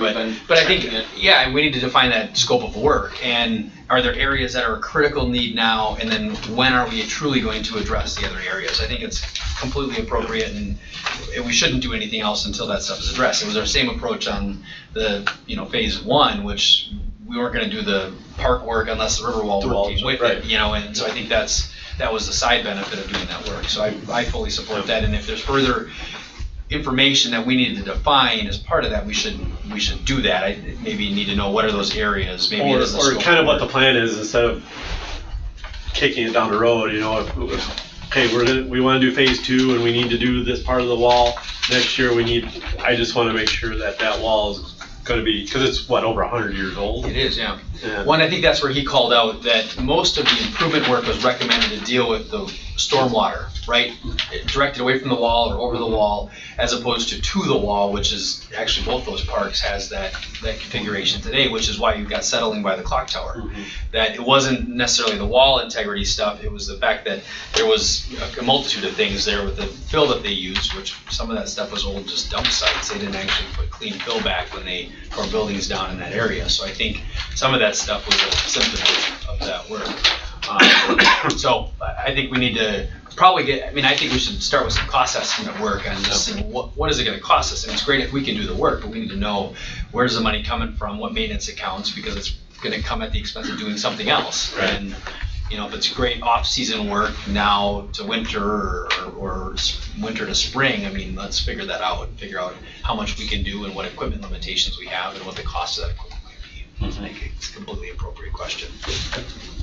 I would say, when is the timing going to be on when we figure all that out? Because it's something that 2 weeks. Right? 2 weeks? Would it be 13 days? Well, I'd say because we would want to know that stuff before we vote on it. We budget a lot of time. We budget for an aquatic center development that we didn't do any work on, right? So the point would be that we're going to issue borrowing for that project, and I would suggest that that's the trigger, right? You may approve to say, we'd like to do the project.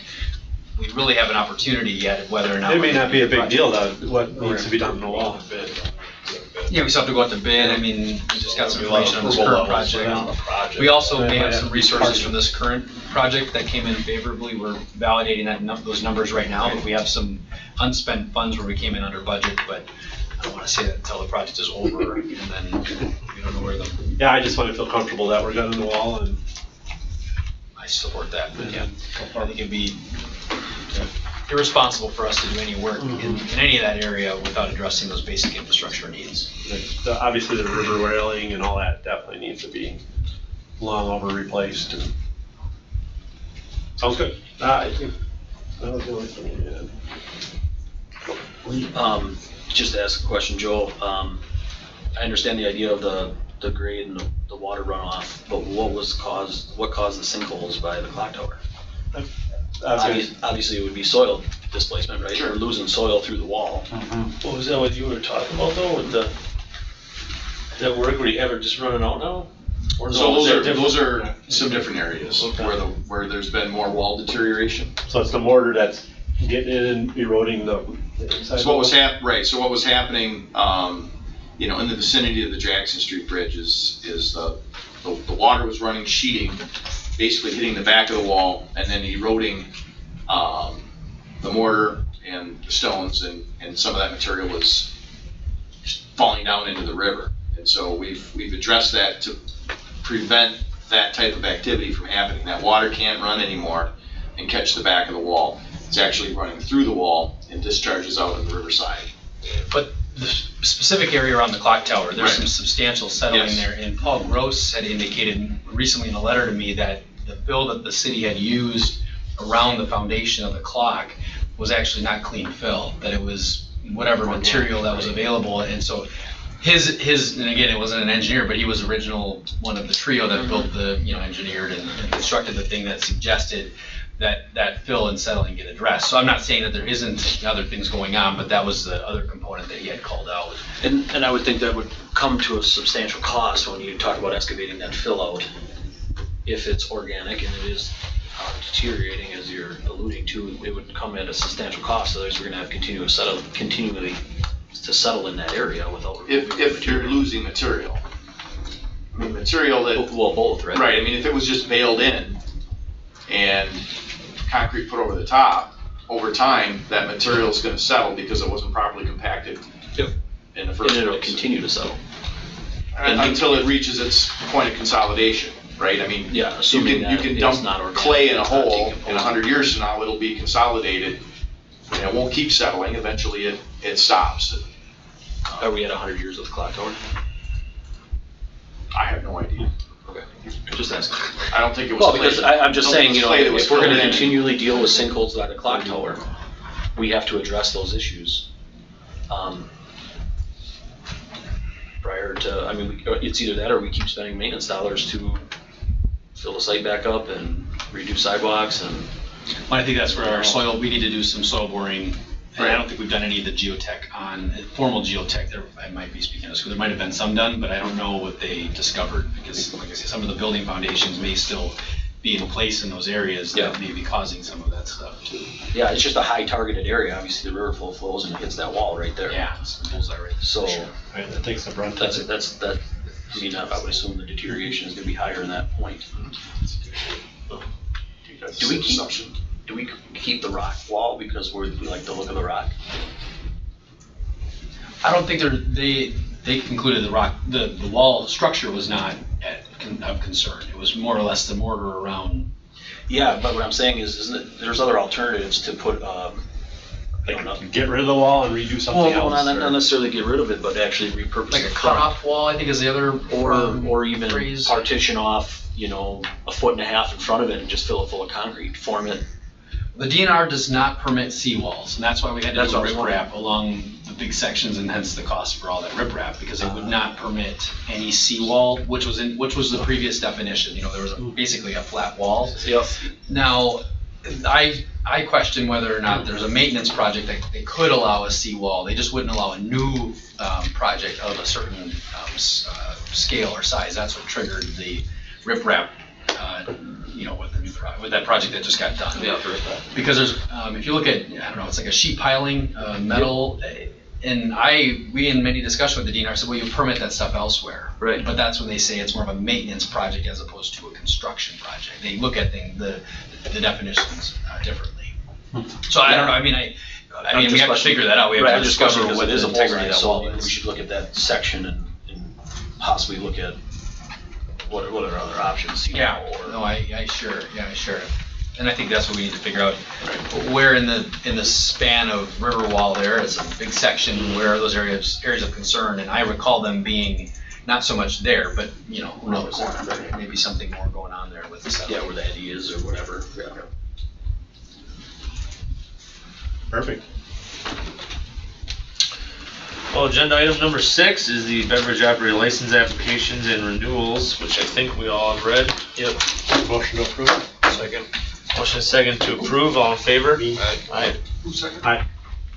Motion carries 3-0. Got it, Tim? All right, item number 7, audit of the bills for October.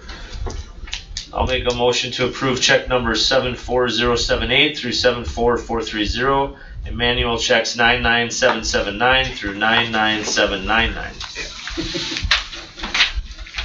A lot of nines. Oh, I'll second it. I'm sorry. That's okay. Motion second to approve, all in favor? Aye. Motion carries 3-0. Number 8, set next meeting date. Next Tuesday is already set, isn't it? We've said that. Jake, you want to pick the time this time? I think 4 is actually works well. Yeah, I just gotta leave work when we're 4:15. Anywhere in there, 4:30, whatever works. Is it I prefer later, if Rob, but 5 is nice. 5 okay? 5's good. Yeah, work alright with sitters and stuff. It depends how late it runs. That's why I said, if 4. It might be a late one. It might not be as bad as the last one. Okay, well, Remember 5 so. fine then. Or midnight. Yeah. 11:30. Yeah. All right. Next Tuesday at 5, Tim. Okay. Thank you, sir. Item number 9, in open session, the committee will vote to go into closed session under section 19.85, parent 1, parent E of the Wisconsin statutes, which reads, deliberating or negotiating the purchasing of public properties, the investing of public funds, or conducting other specified public business, whenever competitive or bargaining reasons require a closed session. Sub A, in closed session, the committee will discuss a request from Wisconsin Rapids Community Theater Incorporated to lease space in the Centralia Center. Sub B, the committee may return to open session and take action or make recommendations regarding item 9A, or may adjourn in closed session. I'll make a motion that we go into closed session. I will second it. Motion to second to go into closed session. Roll call vote. Alderperson Blazer. Aye. Jake. Aye.